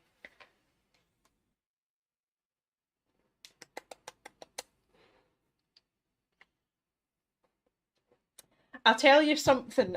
This business of drinking water, everyone's been saying it to me my entire life, and I've always kind of thought it was a bit of a moot point on account of the fact that I used to be a dirty smoker, because smoking ruins your skin, and it was one of the biggest things I noticed when I quit smoking was the difference in my skin. That's nearly a year I've stopped smoking now. I've only got to go another 11 days, and I haven't had nicotine for 12 months, so that's cool. But what I have noticed is this last like month or so I have been making an effort to try and drink. I don't manage it every day, but most days I'm managing to drink 2 litres of fluids. That's my aim, and my skin looks pretty good. Like I'm actually really happy with it. I think the combination of stopping smoking and drinking more fluids, it's suiting me. Also, as well, the fact I'm sleeping better and I'm not nearly as stressed as I was at the latter part of the last cable, that kind of helps too. But I honestly, like, everyone's been always like, you've got to drink more water, but I'm finding it really is making a difference now that I've stopped smoking. So I don't know if any of you agree or disagree, but I think genetics might have a lot to do with it too, to be fair. Keep going, Jem. That beer is ready to like chug the water. Oh, good. Just set up a Fox water jug. Water is good and well done in giving up. Only giving up smoking. Yeah, I've tried a couple of times, Jan. Over the last maybe like 10 years. But the last time before I quit properly, like quit for good, I was at the point where I actually hated the fact that I smoked. Like I hated myself for it. And I'd gotten to the point where when I was going out in public, I wouldn't even take cigarettes and a lighter with me. So say I was going into town for to drop off shop orders and maybe pick up some milk and bread or whatever. I wouldn't even take cigarettes with me because I wouldn't smoke in public because I was so ashamed of the dirty habit that I had. So in the end up for the last maybe I want to say 18 months, I actually only smoked at home and I never smoke in my house, always outside. So literally the last year and a half that I was a smoker, I was exclusively smoking out the back door of the kitchen. With the exception of going to the pub, which we didn't do very often anyway because we were always busy. But I would take cigarettes and in the pubs in the UK you have to smoke outside, you can't smoke inside. So that's probably the only time I would have smoked in public. And you know what? I don't miss it now. I do get an odd craving, but definitely my lungs feel a lot better. But now that I'm drinking the water, my skin's looking pretty good too. I drink tea, does that count? It actually does, yeah. You've got to remember though that tea and coffee have a diuretic effect though, so your hydration from tea and coffee maybe isn't that great. So I wouldn't base your entire daily intake on tea and coffee, but it technically does count. Colzo, not had tobacco since May, but vape now instead. Small steps for me. Be very careful with the vaping. Definitely healthier than smoking, no doubt about it. I would love you to be able to quit completely if that's your aim. Even if it's not your aim, vaping's much better for you than smoking. Um, Less carcinogens in it. Jan Scott gave up about 32 years ago. Jan, really? How long did you smoke for, Jan? I would love to hear about that. Did Mr. Jem smoke? Yes, and he stopped about 5 days after me, and he has also not smoked. So his year anniversary will be coming up shortly after mine as well.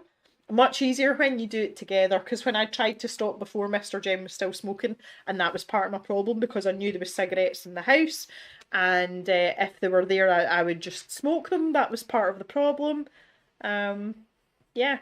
I went to see the dentist. I'm registered with a new dentist, obviously, because I've just moved, and he was very happy with my teeth, given that I smoked for 23 years. So that's good.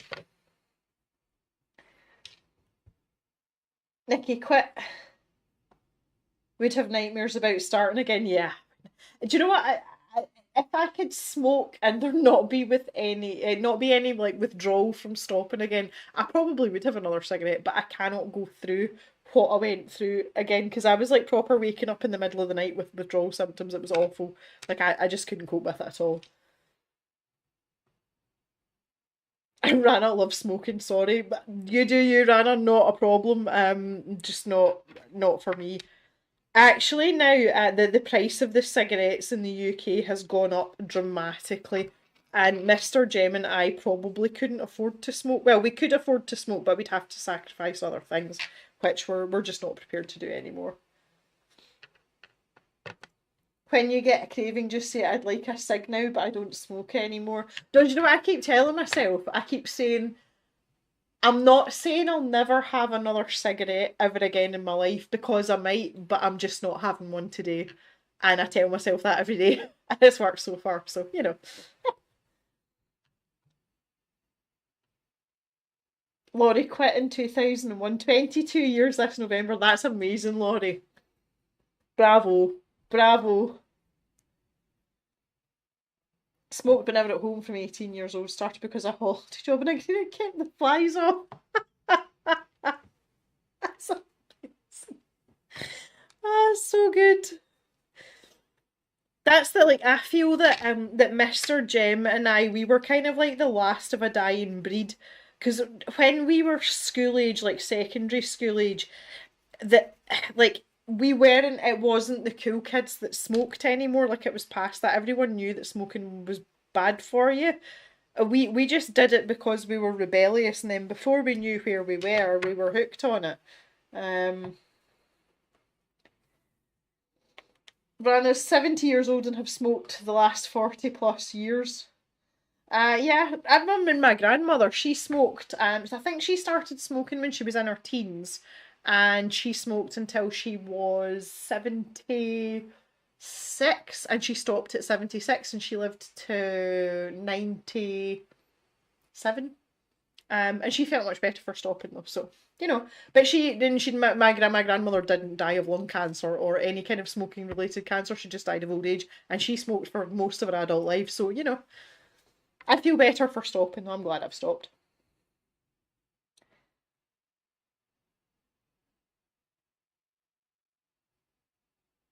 Faith couldn't afford proper ciggies. No, definitely not. The cigarettes that I used to smoke are now £12.65 a packet. Now I wouldn't smoke a pack a day, but I would say a pack maybe every day and a half. It's like 2 packs every 3 days. It's an obscene amount of money, and I wouldn't want to spend that money now. But it took a long time for me to see any health benefits though. Like even after 6 months I was like, I don't get how everyone's saying, oh, they feel so much better for stopping smoking. I didn't. But now I notice it. I see things like my skin especially, and the number of people that say to me that haven't seen me for a wee while, and they're like, you look really like really rested and fresh. They don't say, oh look, you don't look like a smoker, or oh, you look really young. But they're like, yeah, you look fresh. I'm like, well, it's good because I feel fresh. Really nice. When see, I was around 13, smoking was what the cool kids did. No, it was the rebellious kids, and Mr. Jem and I were both the rebellious kids. Like, we were wild when we were teenagers. Yeah, in the 70s, it's a different era, Faith, that's the thing. When Jan stopped, she had her clothes dry cleaned. This mean folk from Yorkshire mean I wasn't going to let them smell of smoke again.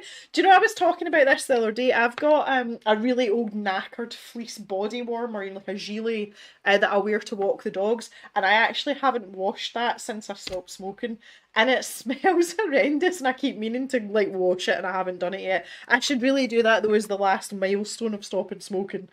I'm going to pick a colour for the interior nostril here, and I'm going to pick a deep pink colour, and I'm going to mix it in with some dark grey.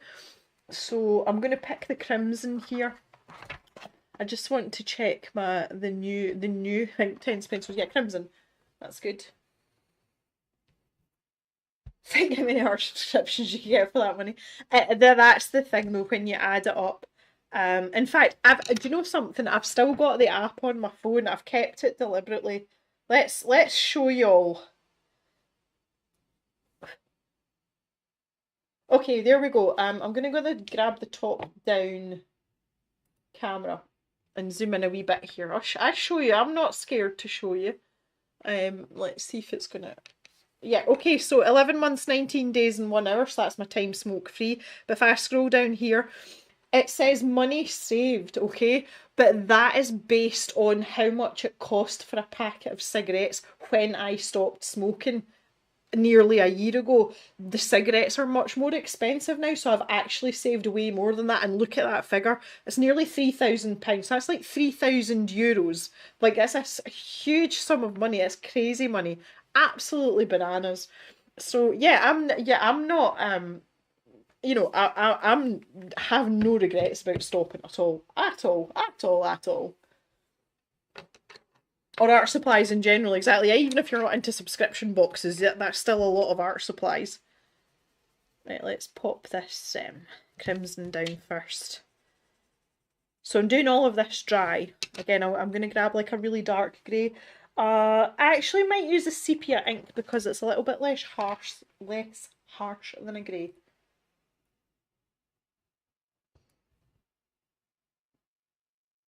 How's the new farm? At least we're full swing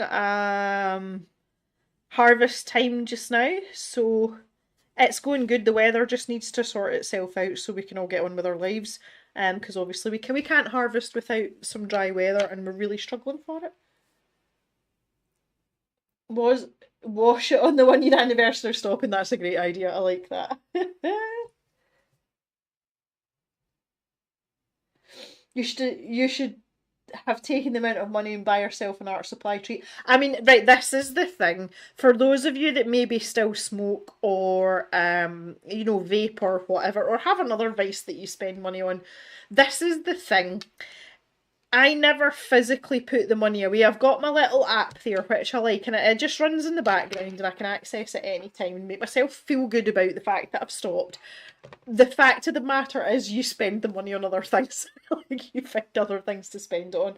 But there's lots of things that I've bought and had that I wouldn't necessarily have been able to do had I not stopped smoking. So, But yeah, £3,000, that's a substantial chunk of money. And then when you factor in the fact that Mr. Jem smokes as well. Oh, well, that nearly pays for our honeymoon to Mauritius, which was 2 weeks in Mauritius. So technically we could just go to Mauritius again, which we're planning on doing, by the way. But it's an obscene amount of money. It really is. Thea, you can get 15 full sets of polychromos for that. Ah.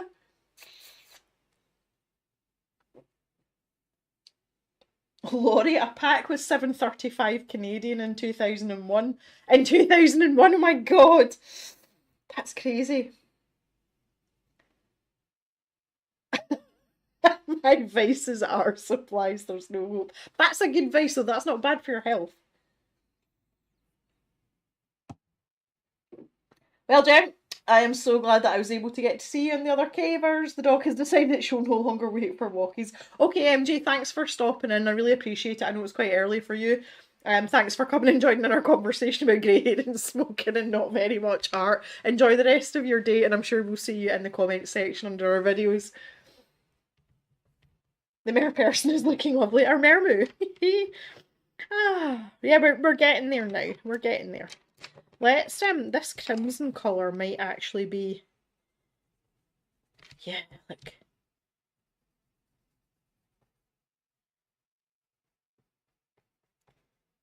get a little bit of shadow colour and oh yeah.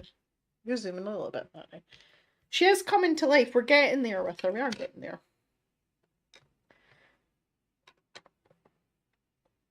Oh, thanks, MJ. You too. So nice to see you. MJ's such a sweetheart. He really is. A very, very, very experienced watercolor artist, and his wife's a very good artist as well. I would love that. Like that's one thing. Like, see if I had life goals, if I could get Mr. Jem to be into like drawing and stuff, that would be so amazing. That's something that I would love for two of us to do together. But Mr. Jem does not have a single artistic bone in his body. Like, not even a little bit. He's a very technical person. He's the kind of person that can take something to pieces, even if he doesn't know what it is or how it works, and he'll still be able to put it back together, and it's really annoying.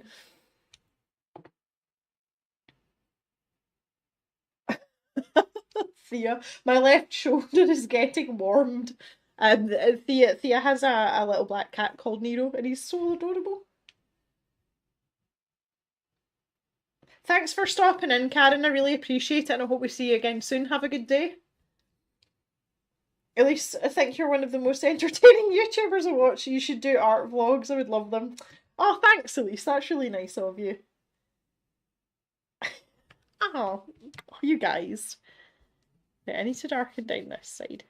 I can hear Jock. Where? Oh, he's. I'm going to show you where Jock is. Right, this is. Try not to make you seasick by doing this. But if I lift this off here, Jock likes a hidey hole. He likes to be like tucked in. But if I kind of move out the way, you can see where his tennis ball is. And if I just come this way, can you just see his bum poking out in behind all that stuff? He's like tucked right in the corner. Bless him. Right, let's get you back to where you belong. Oh, we're back to a jaunty angle. Hang on. Oh, oh, oh. Oh, that's not right at all. That won't do it. Oh, that's too high.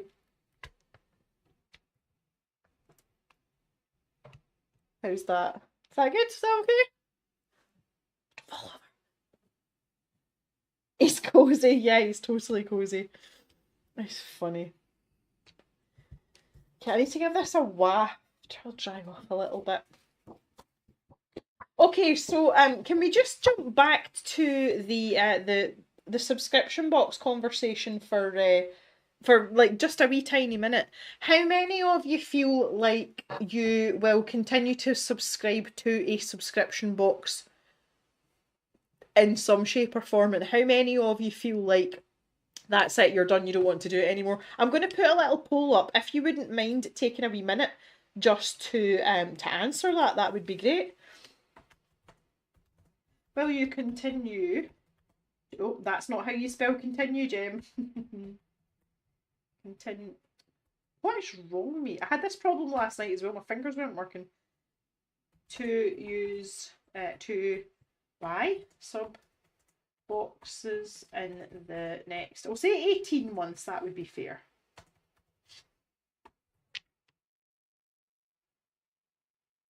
Right, there's a wee poll for you.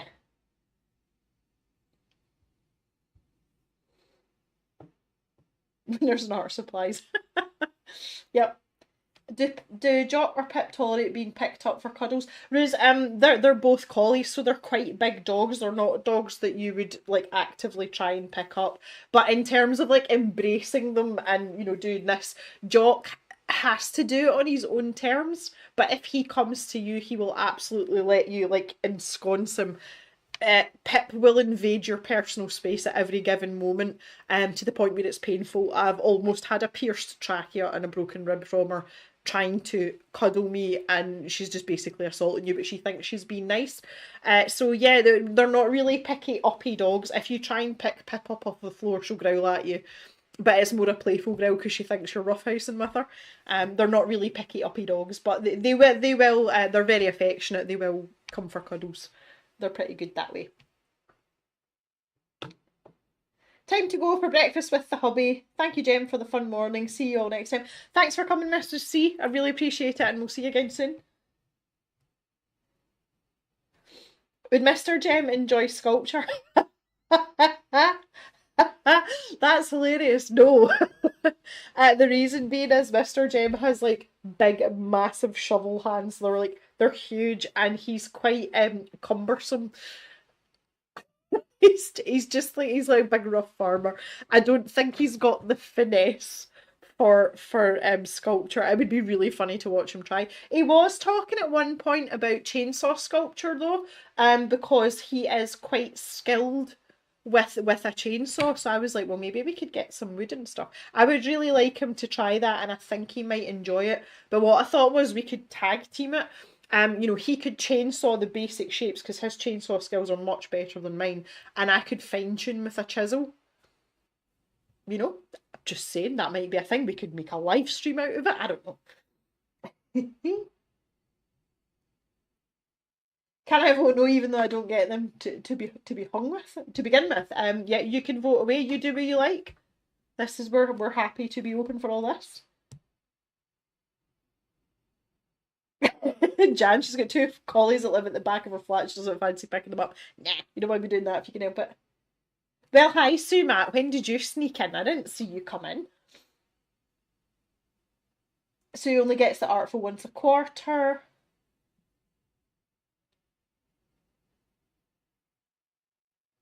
Short while is a treat. You don't see yourself with a longer subscription. Well, that's a really fair comment as well. Fiona's still subscribed to Update, but perhaps not an 18-month. Yeah. Yeah, he's a bit fed up with the constant stream of Royal Talons products. Oh, that's funny.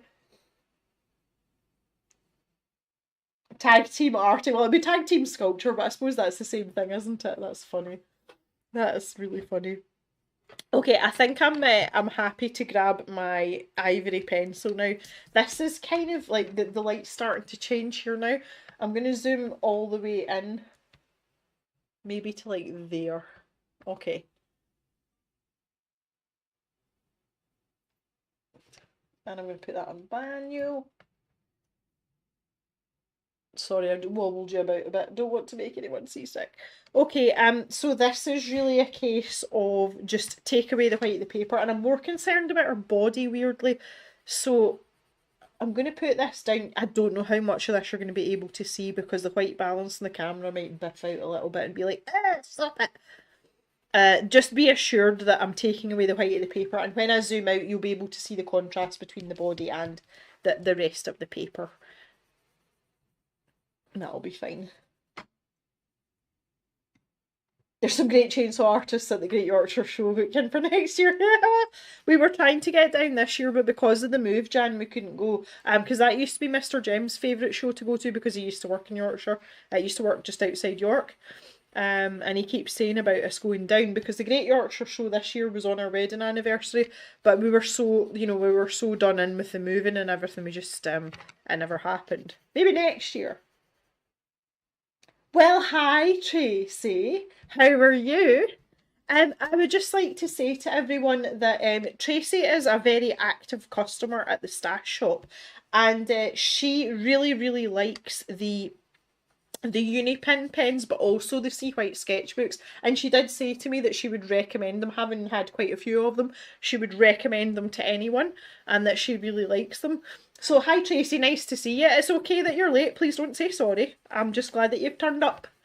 We're working on the Mermaid here. Do you remember her from the last stream? Okay, I'm gonna zoom back out a little bit so we can see all of her body. There we go. I wish I could change this to manual focus without having to wiggle the camera about so much.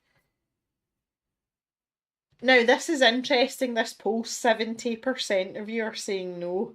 See, that tells me all I need to know. Wow. Interesting.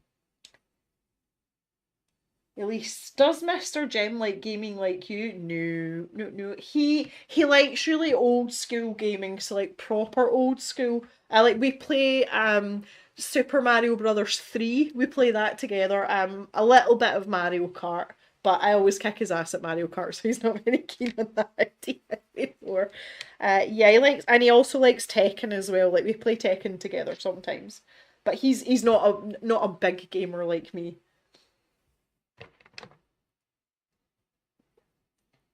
Do you know it's funny though, Elise, because Thea and I have talked about this, and I've often thought about doing like maybe just one gaming stream a month, but I think given my demographic of cavers, I don't think there would be a huge demand for it. I'm not sure how successful it would be. I would consider it though, like I wouldn't discount it completely. And maybe we should have put that to maybe we'll put that to a poll in another stream. Okay, so there you go. The topic of conversation, 70% of you don't see subscription boxes as a long-term thing. That's really interesting. I might feed that back to some of the sub box companies. I wouldn't say I've got a great relationship with Scholarbox and Upcrate, but I'm in communication with them, and with Artful definitely. I think that would be very interesting information for Mr. Jamie Mitchell and his team. So, I must come. You have to book ahead of time now. Yep, okay. I'd have to come and see the police stand. If I was coming to Great Yorkshire Show, Jan, you would be like my priority stop. And I'll bring a little hip flask of Jack Daniels with me. Colzo also recommends the Unipins and the Sea Whites as well. Of course she does. Okay, boss has gone home, so only one chat to deal with now. Yes. Love it.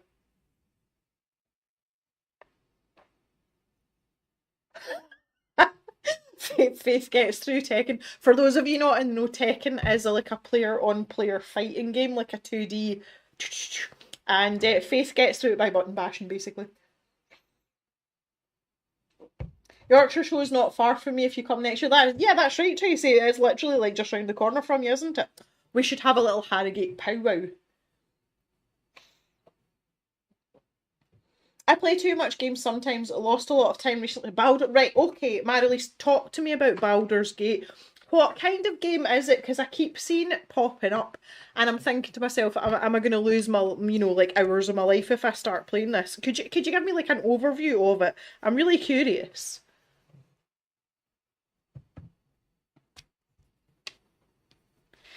Okay, right, let me just put this. Someone's asked a question, just give me a wee second. I just want to get down some more of the cream. No, it's actually the ivory pencil. Okay, you'll be able to see the difference a little bit now. If I zoom right out, you can see the colour of the cow versus the paper is different. The Mermaid. The Mermaid. Adverts incoming for some of you, just letting you know.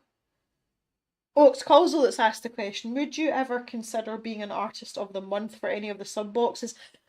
Do you know something? That's actually a really interesting question. The answer is yes, but it's the story of my life. I've never fitted into a niche or a box, or I've never fitted into like a mode of anything in my life, and I think it's the reason that I would never be a featured artist, because I really don't have a specific art style and I don't have a specific art subject that I stick to.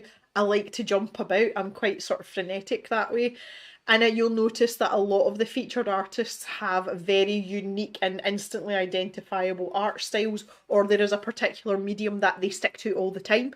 And I'm just not that person. So therefore, as an artist, I'm not that interested. And I think for that reason, I probably wouldn't be.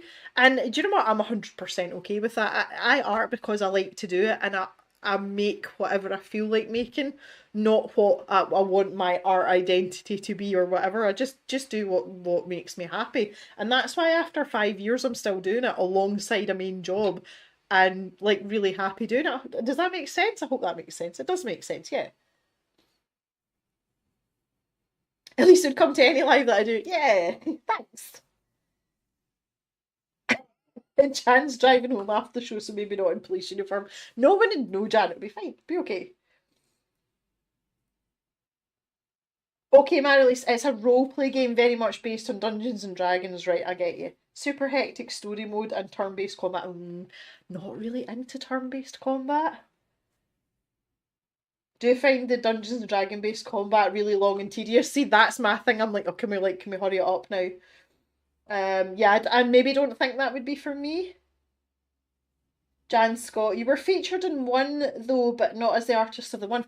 Oh, right, that reminds me, like I need you all to pay attention really quickly. Yes, I have been the sailor of the month in the upgrade, and I've also had my artwork featured as one of the shortlisted for the upgrade battle. Some of you will remember that the Mecha Moggy was featured in Scroller Box, and it's the only time I've been featured in Scroller Box. Over here, again, I'm going to make you all feel a bit sick. Sorry, guys. Over this side, where move the water bottle, it's nearly empty. I've got a corkboard here, and this is my like positivity corkboard, and on that are those two sections from the bottle posts. And I used to have the one from the Scholar Box as well, where my Mecha Moggy was in the, on the page. It's gotten lost. Wait till I pop you all back. It's gotten lost in the move. I don't know what's happened. There was a box that was water damaged in the back of the van, and I think it might have been in there. If any of you have the Scroller zine, and I think it might have been, I want to say like April or May of last year. If any of you have got it and would be willing to part with it, I would pay good money for it, and I would pay for the postage, because mine's gone. And it's the only documentation I have that I was ever featured in Scroller Box. So if any of you think you can help out with that, or even if someone from Scroller Box is watching and you still have a print version available, I would really like that.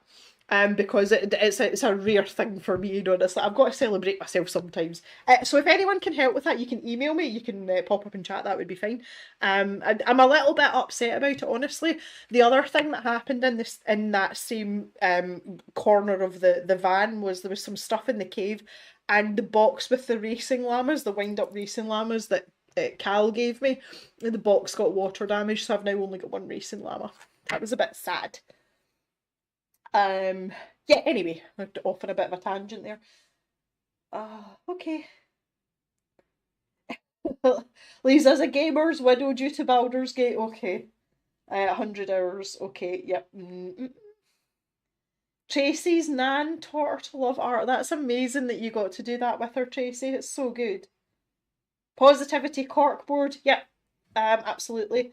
I'm not really one for well, you know I'm not one for like boasting or bragging, but sometimes you just need to like pick yourself up, and to have a little bit of reinforcement for that's really good, and it's right there when I'm working, so I can look at it anytime.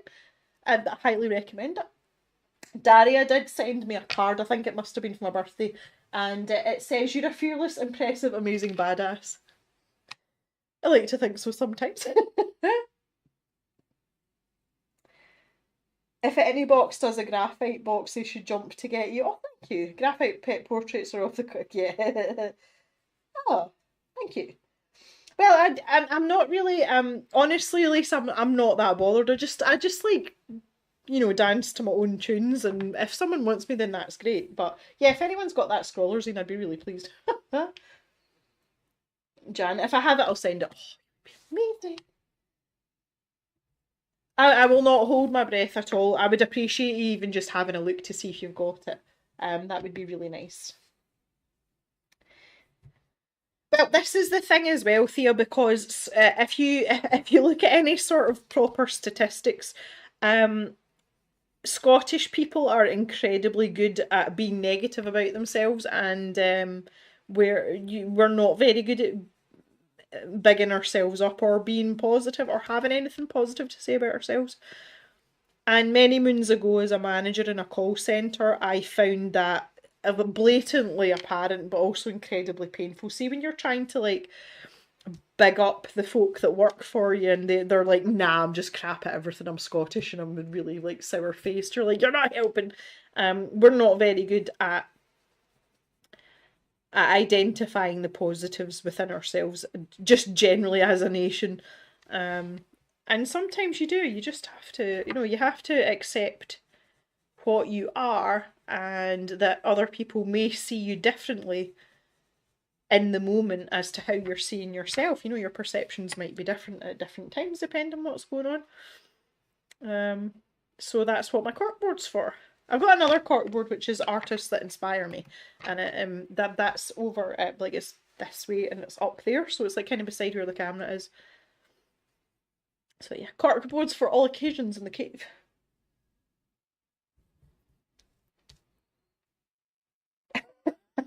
Jan says I could send you a message to say you're not so bad, which is high praise here.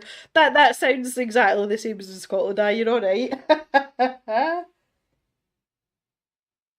Oh, May 22 is the mag, and I have 2 copies. Can I really? Really? Would you do that for me? See if you could you send me an email, please? I'll drop my email address in right now. Hang on a wee second till I get your. The other thing I'm noticing as well is I think I need to go and get my eyes tested because I seem to be squinting at everything.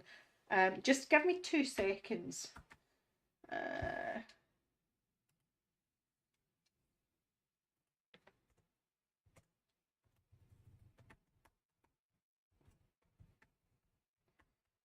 Okay, there is my email address. If you could drop me an email, that would be great, and we'll coordinate. I will compensate you for it. That would be amazing.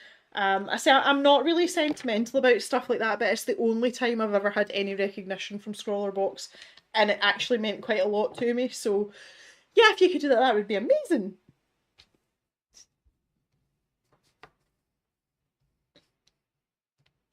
Also say there's something about us Celts having gallows humour, not taking compliments easily. Totally. Totally. That's funny. Oh, lordy. I feel as if we're making quite good progress here with our Mermoo. I want to do her hooves, and I need to, like, this is going to be the lightest of touches with this saddle brown. Let's see if I can zoom in a bit more. I'm also going to I did say I was running this stream till 4:30. It's 4:30 now. I'm going to finish this water and crack open a beer.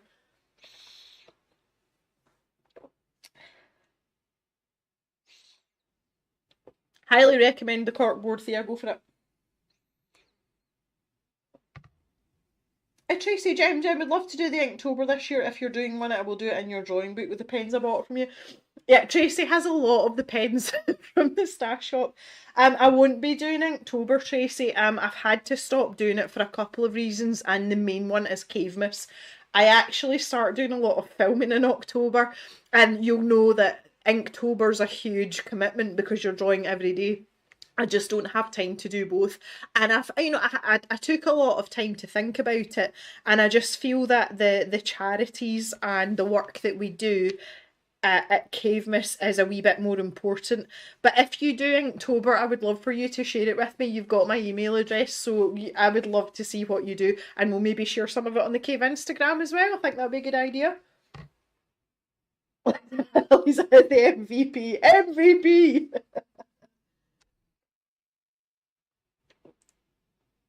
The funny thing is, the people around the world, their favourite cultures and people are other Scottish. I don't know why. We are friendly. We're quite a hospitable bunch of people. The accent thing's subjective though. It is subjective. Hi Dominique, I didn't see you come in either. Nice to see you. You're doing Inktober this year as well. I'd love to, but I just don't have time.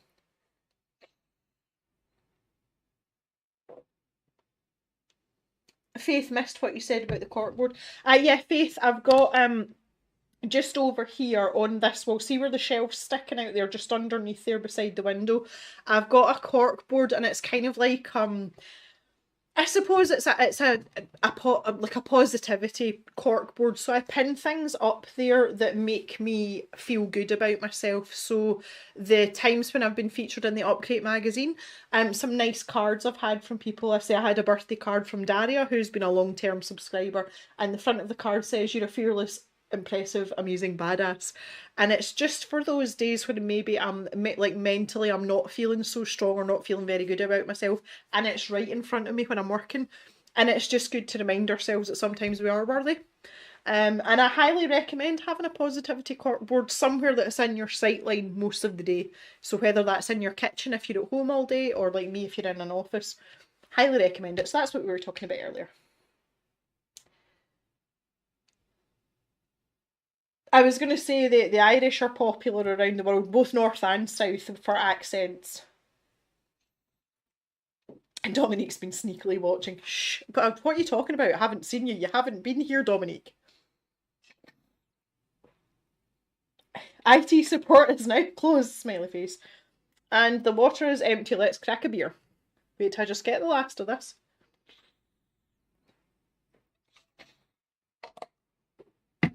Super duper. Excuse me a moment, ladies and gents. I know this isn't art, but it's important for my livelihood. I am so saddle sore from spin classes. I think I deserve a beer.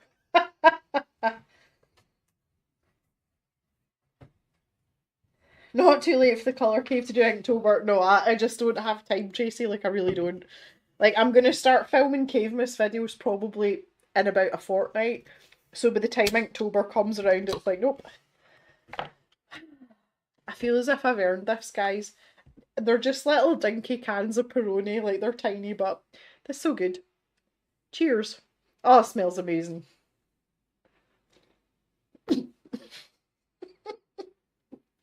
Just taking a sip and Jan's like, oh, it's time for a Jack Daniels. Oh, wow.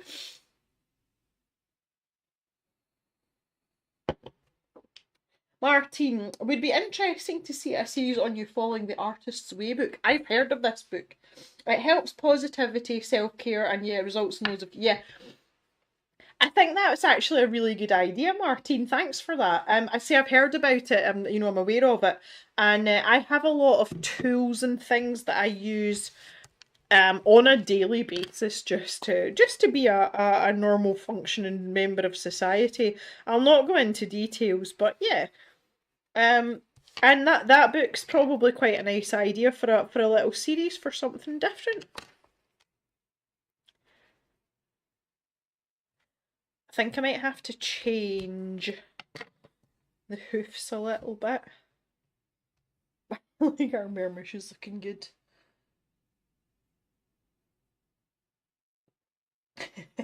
To my health. Well, I don't know about being in health, but yeah, I think I've earned this one because my poor backside feels as if I've earned it. Nice. Nice. Okay, where do we go from here? I feel as if we've got a lot of mid-tones going on, just generally. I mean, Mermaid's looking fabulous, you can't deny it. But I feel like we're gonna have to get quite severe for a minute here. And there's certain areas where I want to start introducing quite a lot of contrast, because we all know without contrast there is nothing. In order for a film to have a happy ending, sometimes you have to have a dark beginning or a dark middle. And to truly appreciate the good things in life, you have to experience not so good things in life. Art is no different. We need the dark to show the light. I'm pretty sure there's a Bob Ross quote somewhere in all of that too. The other thing as well is I feel by using, this is a charcoal grey, if anyone's interested. I feel by using this spread out across the entire piece that is going to kind of like tie it all together. Be good.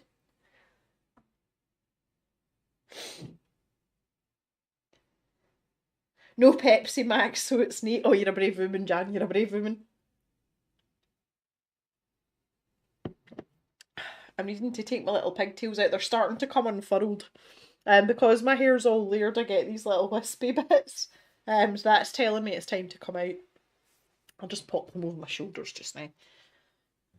25 to 5, we're doing well. The thing is, guys, I mean, I actually have no urgency to end the stream today, because it's nice and it's dry today. Mr. Jem is out harvesting, and I have already organised dinner that he can reheat whatever time he wants to come in at, because sometimes he can maybe take a break around 7ish, sometimes it's closer to 10, so I just make something that he can have whenever he wants.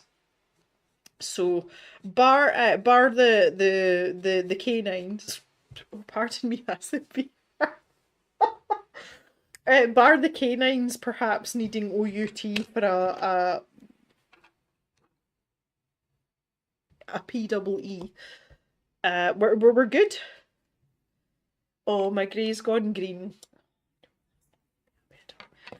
And yeah, the dogs are quite settled. Pip is she's in the lounge, and the lounge is like non-existent just now because we've torn down walls and fireplaces and but there's a couple of chairs in there, so she's sitting in one of the chairs. So she's at the opposite end of the house of where we are now, because basically I'm in like a shoe fly. I'm basically in like a glorified shoebox. So she's away at the opposite end, but she's quite happy. She's quite content. Everybody's fine. So I'm like, okay, I can stay here.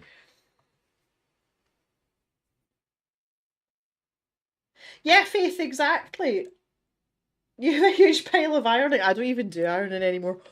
I bought in the last, I don't know if any of you have, or look into like Amazon Prime Day, where they have, you know, like deals or whatever. And I bought one of the, like the hand steamers for clothes. Oh, best thing I've ever bought. Like, Mr. Jem and I haven't used an iron and an ironing board probably for about 4 or 5 years, just because we don't like it.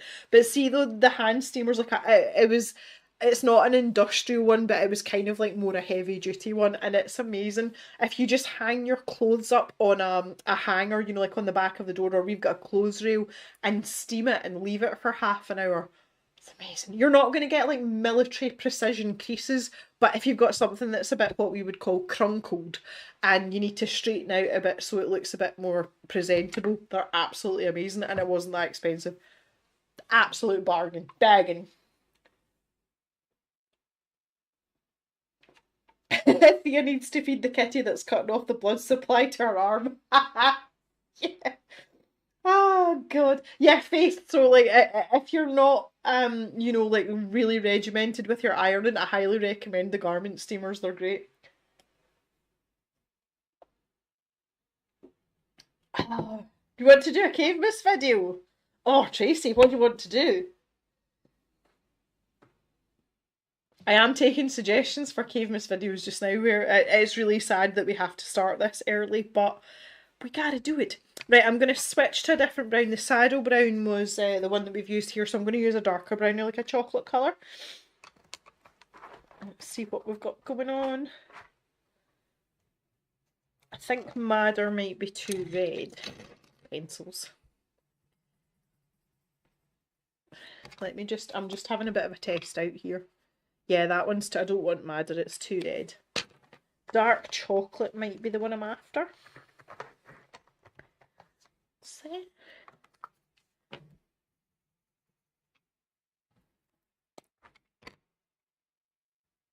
Yeah. Okay, well, that's a contender. But we've also got natural brown. This is the one I keep forgetting that these pencils aren't in with like the normal order. I'm going to have to integrate them into the yeah, right, this is the one I was wanting. Natural brown, which was from the newest release of the Inktense pencils. Now, because one of the things, I don't know how many of you have been super close up to cows, and more to the point, looked at their patches if they have patches. When they do have patches, the hair colour tends to be very uniform. So when we're doing things like this, I want there to be a shadow, but it still has to look like it's all the same colour, if that makes sense. Now, bearing in mind we're drawing and colouring a fictitious mermaid that's a cow here, you know, there's a lot of room for manoeuvre, but still important to get it right. Oh, pink other hands from Angela. Hi, Angela. I haven't seen you for ages. How you doing?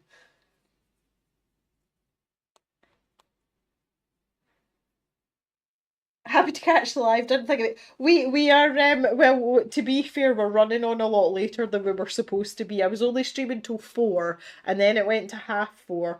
But I was determined to get a beat in, which I'm now on. And it's obviously 20 to 5, and we're still here. So I'm glad that we've stayed on and you could join us. It's nice to see you. And now, wow, Cave Miss already. Yeah, like Cave Miss is a lot. I'm gonna wait till he settles down. Jock's making a den on the chair and he's so cute when he's like this. Yeah, that like people don't understand how much work Cave Miss is.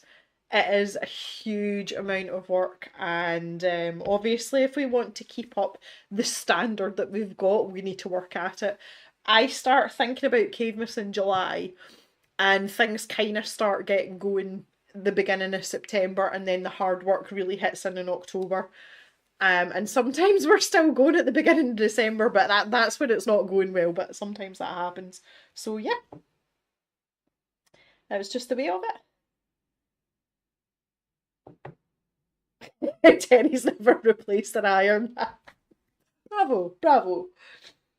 Felt sorry for you with the disappointment of the subscription boxes last Christmas. Yeah, they were a bit crap, weren't they? But that's just one of those things, and that's part of what we do. And you know, that's what I'm geared up to do. You review something, whether it's good, bad, or ugly. That's what I'm here for, because if it saves you guys a couple of quid or changes your mind on something, if I can give you the information to make that decision, then I've done a good job as far as I'm concerned. And I would like to think that I'm very fair with my reviews.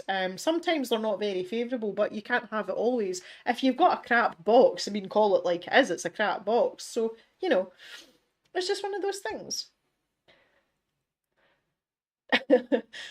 Pink wavy other hands for the mods in case I disappears. Okay, Colzo, thank you very much. Elise has been cleaning.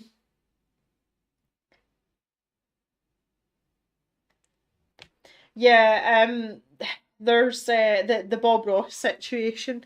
I don't know how many of you are aware of it, but there's been huge debates and shifts about the Bob Ross situation, and basically through technical and legal loopholes that his family aren't receiving any money from the branded products anymore. So unfortunately we have to boycott the Bob Ross brand because that's not what Bob was all about. And if he's in a grave, I don't even know if he is or not, but he'd be turning in it if he is, or if his ashes are scattered out somewhere, they'll be flicking about. Jock's still trying to make it in. I've noticed this with old dogs. I don't know if any of you out there have older dogs. They seem to take ages to nest and settle themselves down compared to younger dogs. It's taking longer and longer to do it, but he's done it now and I'm going to show you because he looks so cute. Let me just...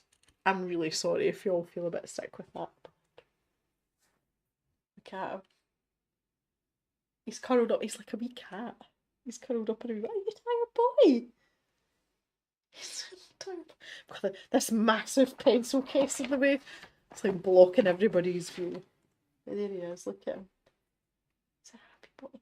That's a really nice view of the pencil as well. The colour changing pencil light. Anyway, yeah, Jockey's quite happy. He's really content. I'll put you back now. He's really enjoying being at the new place as well. Because there's a lot more places to walk, and he like Jock's at the kind of plodding stage now, so it's really suiting him. It's really good, really enjoyable for him. I feel as if we're really wonky here. That's better. That's good. That's good. Right, okay, let's have a wee look at the comments now as well. Bye, Nikki. Thanks for coming. Yes, it's been too long, Angela. Summer's been a bit crazy. Yep. Did you already have the discussions about the art boxes? Yes, we did. It's been quite sporadic. We've dipped in and out, so you're better to check out the replay and catch it all. There's Bob Ross live streams on Twitch, which felt weird. This is the thing though, there's people that are Bob Ross qualified, so there's actual courses that you can go on to become a Bob Ross instructor. The point is though that his family are not receiving any of the royalties or anything from it, so it's a bit of a weird situation. And the stuff that's being streamed though, I mean, they're obviously profiting from it a little bit, but it's not the same thing as the family being shut out of all the merch lines and, you know, revenue from that. It's a really weird and grey area and I don't like any of it, honestly. Laurie, oh my heart, hi Jock. Yes, he's adorable, isn't he? Ah. Yeah, I don't know who's getting royalty from those Twitch streams though, Thea. I don't know that I haven't looked into like all the ins and outs of it, but geez, like it's a pretty bad situation. Right, I'm quite happy with the roots of her hair on this side. This is really pale and I feel like this should be much darker because this is following like the contour of her face and that needs to be more like this side. So I'm going to work on that a little bit. Specifically down around here, if you think about where, especially if you've got longer hair, where you would tuck behind, so that like for me that's where the dark bit would be from here down because I've pushed it behind my ear. So that's what I'm aiming for on this side, but we have to make it swoosh. Randomly, something that's popped into my head that's not related to anything we've been talking about. I found out the other day that the farmer that I used to work for when I was a student, I was a farm labourer, and I've talked about him before, and we were friends before I worked for him. I found out the other day that he had a baby. And that's amazing because he is an older gentleman who, well, I say an older gentleman, that makes him sound like a pensioner. He's in his 50s and he has devoted his entire life to working his farm and has been ruled over quite heavily by his parents who are still alive. And I found out not that long ago, I knew he'd gotten together with someone who was close in age to me that I went to school with, and they've had a little baby girl, and I just think that's amazing. And randomly, I don't know why that popped into my head, but I'm really chuffed about it.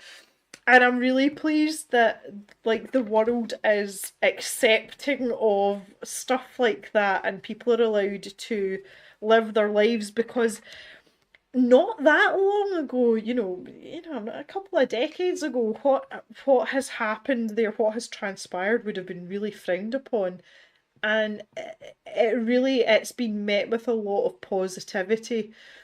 And I think it's popped into my head just on the basis that we were talking about being positive about each other, and me really doing and being what I want to be and what I want to do, and kind of like hanging the consequences.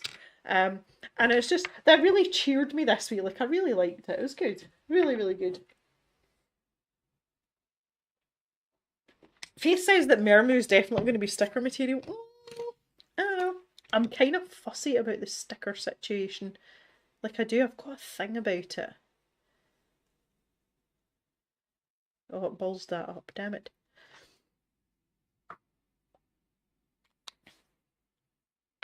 I want to give her really black eyelashes, like that stand out from her, like as if she's got really obnoxious mascara on.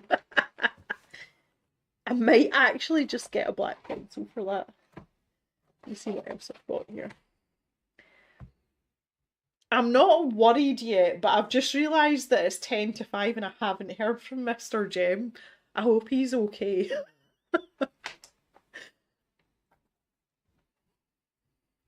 Right, let's do the eyelashes. Let's do it. Let's do it. Let's do it. Let's do it. Watch it, Jem. I'm 59. Sorry, Faith.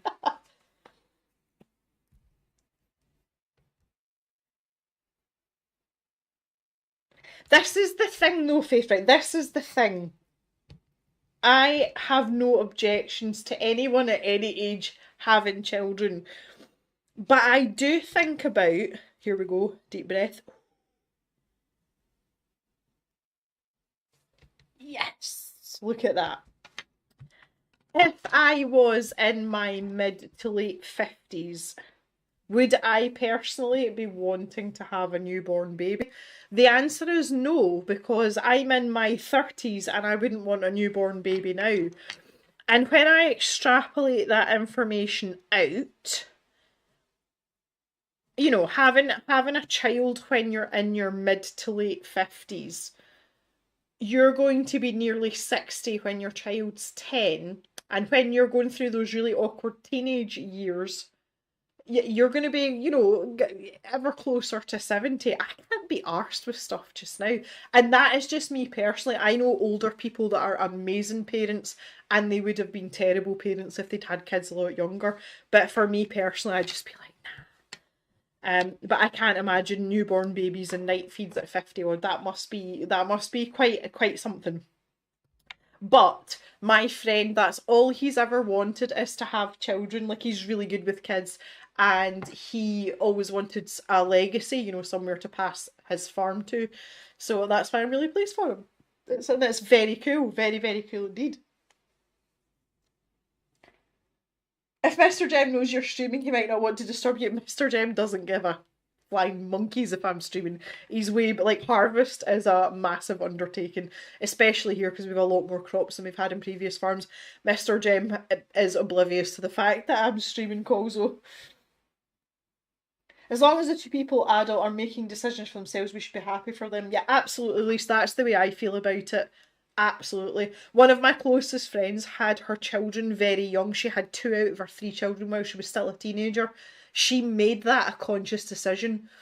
And she's older than me, so she's in her 40s and all her kids are grown up and away, and that's what she wanted. She's got an excellent relationship with her children and she brought them up probably more strict than I would have said was necessary, and the kids have turned out amazing. And I never, ever, ever judged her, and I helped her out with her kids as much as I could.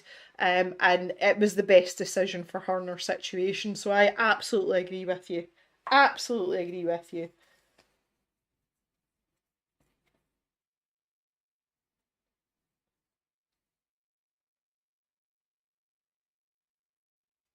Faith, I'd rather jump off a cliff and have another stuff of nightmares. That's funny.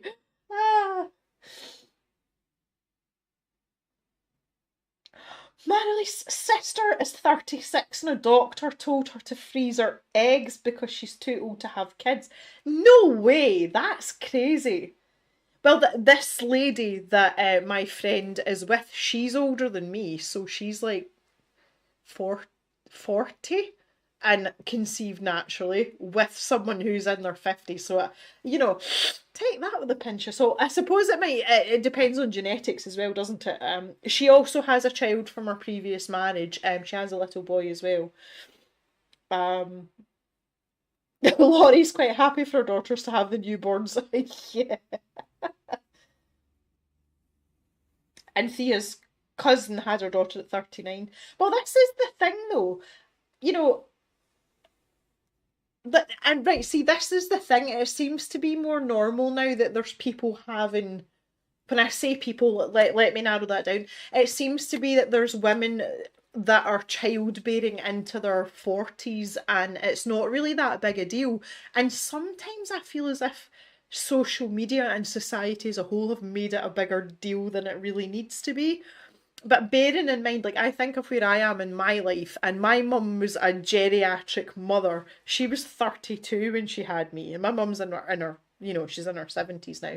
Um, and I think about it, and I'm like, well, if you're healthy and you're fit and you want to do it, and as has been mentioned, if you have a consenting partner and it's what you both want, I just don't think that in later life, like, you have to be aware of the coping mechanisms that you're going to have to put into play. I mean, if you have a baby at 60, whether it's naturally conceived or otherwise, you've got to remember that when you're going through those really difficult, like, hormone-fueled teenage years, you're going to be closer to 80 than 60. Is that really the best idea? Is it morally right? Like, that's a big discussion.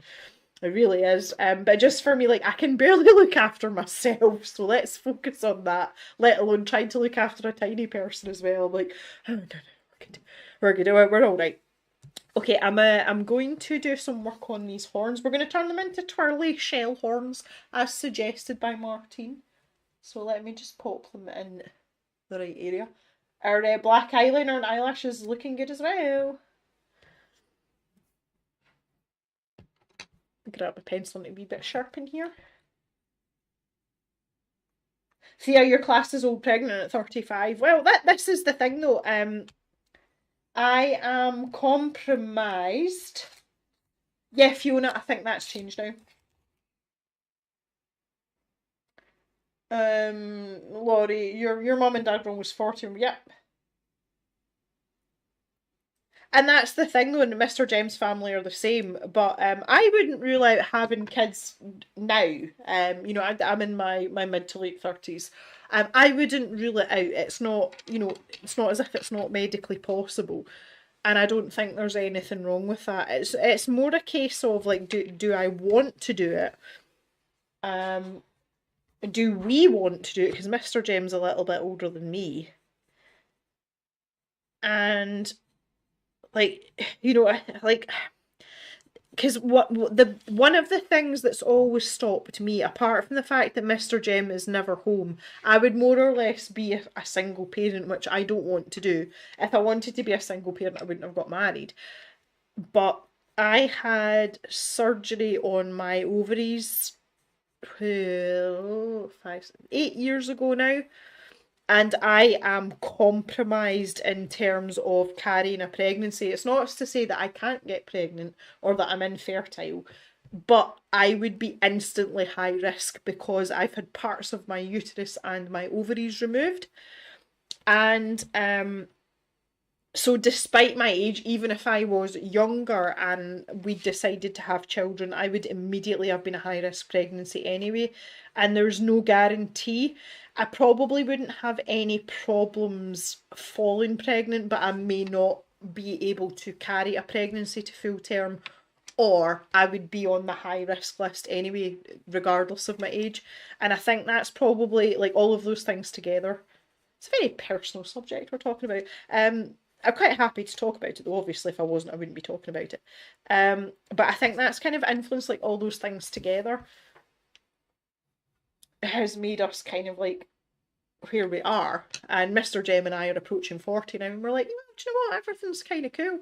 We've always said though that we may adopt at some point, if we are older people that might want kids, we might adopt, because there's plenty of little bodies out there that could do with a home, and we could give kids an awesome home. We've got the farm; they would learn a lot from us. We're both working. We've got a lot to give as a set of parents.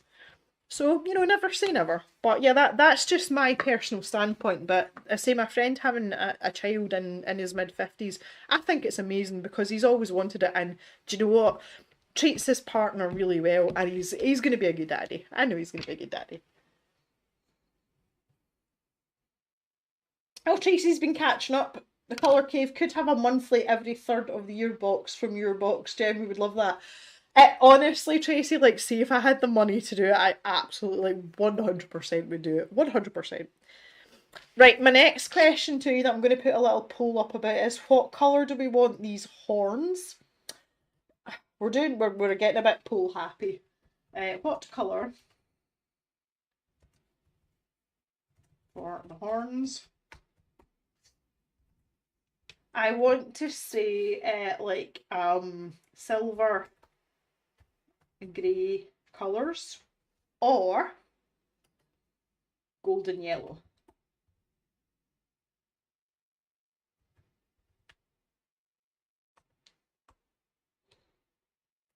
Vote away, my pretties, vote away.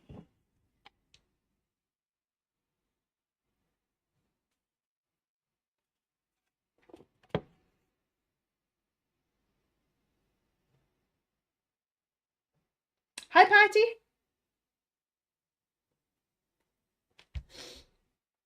My mum was 37 when she had me. Brother was over 12 years before Doc told her I was menopausal. Oh, goodness me. Yeah, Patty, you've come in at a really heavy moment. That's funny. Fiona will give us a load of her two teenagers. It's like birth control in itself. That's funny. Marilise, I have to go. Thanks for a great stream, Jem. Marilise, thanks for coming. I really appreciate it, and I hope we'll see you again in one of the other streams, and enjoy the rest of your day.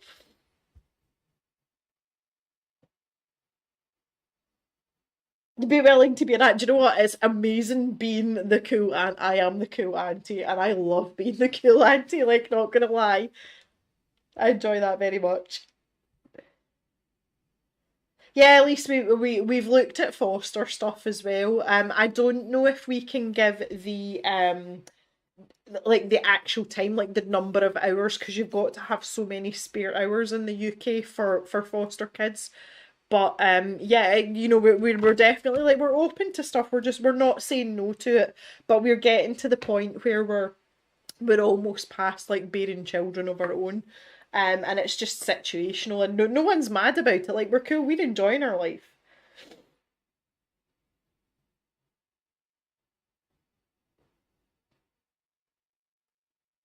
Colour borrow from our tail. Ah, we could do. Oh, maybe okay. I hear you, Colzo. I hear you. I hear you. Fiona had two high-risk pregnancies, type 1 diabetes. Amazing and scary. Wow. Oh, I don't know about that. I am a fur baby mum. Right, I've got a bit of a thing about this as well, right? Oh God, I'm gonna upset people with this one. I do not look at my dogs as my children.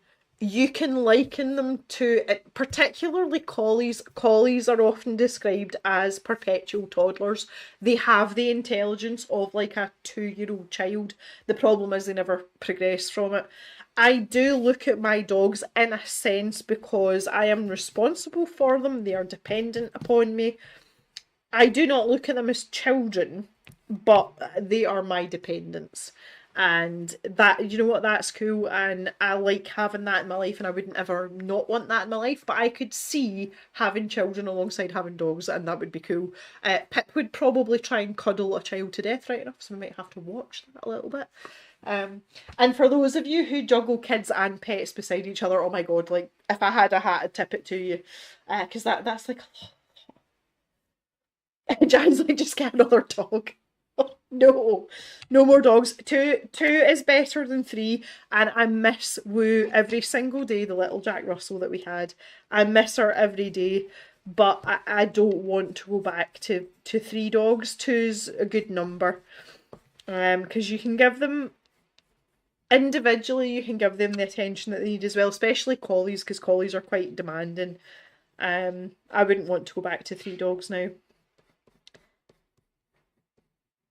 And see if I never had any children, I would also be like, I would be content with that. It's not a deal breaker for me, and it never has been. And Mr. Jem knew that from the start. I've always said that if I was with someone long term, I'd want to get married. I would want to have the same name. Ironically, I don't use my married name at all. But yeah, I always wanted to get married, which I've done, but wasn't a deal breaker for me with kids. I always said if it was the right person in the right time, then yes. But if it didn't happen, I wouldn't be devastated. And to be honest, guys, like I really like my life right now. I'm really happy with my life right now. If I could lose a bit of weight, then everything would be amazing. I'd be very happy with myself. Stop smoking, good marriage, moved out of a very stressful situation. Husband's really happy at work. Jem's really happy at work. But yeah, things could be worse. Elise, does Mama and Papa Jem have grandchildren? Yes, they do. They've got three. They've never put any pressure on me for grandchildren. Number one, I don't talk about this very much. I don't know how people are going to receive this. I think I've mentioned it before though. I am bisexual, and I had a long-term girlfriend at one point, and I had to sit Mama and Papa Jem down and be like, there might be a chance that you won't have any biological grandchildren. How do you feel about that? And they were like, yeah, we don't care. So yeah, that's not been a thing with them. Oh, Faith saying she was fostered at one point by a family that lived in the country in Hereford. Hereford's a nice spot, Faith. There could have been worse places.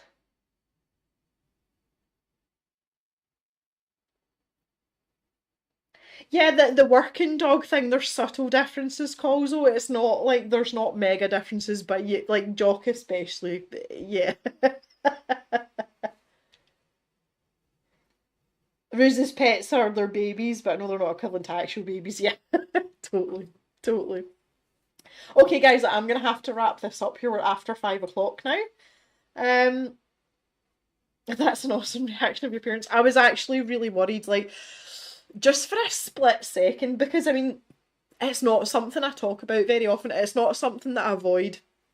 I'm not ashamed of it at all. But as far as I'm concerned, my personal life is none of anyone's business. If someone asks me a direct question, I will always answer it. As I say, I'm not ashamed of it. But I think I must be of the generation where private life is private life. And yeah, Mama and Papa Jem were fine with it. I was like, okay, well, that was a complete anticlimax. It just so happens that the person that I fell in love with and married happened to be a man. And to me, it just the gender or sexuality or whatever just doesn't really matter. If you meet a good person and you know they're the one, then they're the one, and that's it. Be careful what you wish for, Jem. 2 years ago, I was doing Slimming World, desperate to lose weight. Now I'm ill, can't eat and underweight. Well, yeah, no, Faith, I understand what you're saying, but I am carrying weight that's detrimental to my health. I need to lose a little bit. I've never been a really skinny person, but I have not had to carry the weight that I'm carrying now, and it's causing issues with my joints. I understand what you're saying, but yeah. Ah, all the pink udder hands. Yes, pink udder hands for the mods, please. If you can give me a show of them, that would be lovely. Loving where this live has gone. It's gotten pretty heavy for a Wednesday afternoon. Jeez. Ah, this day and age, we should all love people. Yes, I agree. I agree. I agree. We love who we love. Yep, absolutely. Well, guys, I want to thank you very much for coming along this afternoon. I'm really pleased to see how far on our Mermaid's come. I know it's been quite sort of intermittent. I've been chatting a lot of rubbish in between times. I've really enjoyed myself this afternoon. There will be another work in progress Wednesday. I hope you guys have gotten yours a bit further along as well in all of this. We will be having another one. It's going to be every other Wednesday though. And I'm going to tell you why.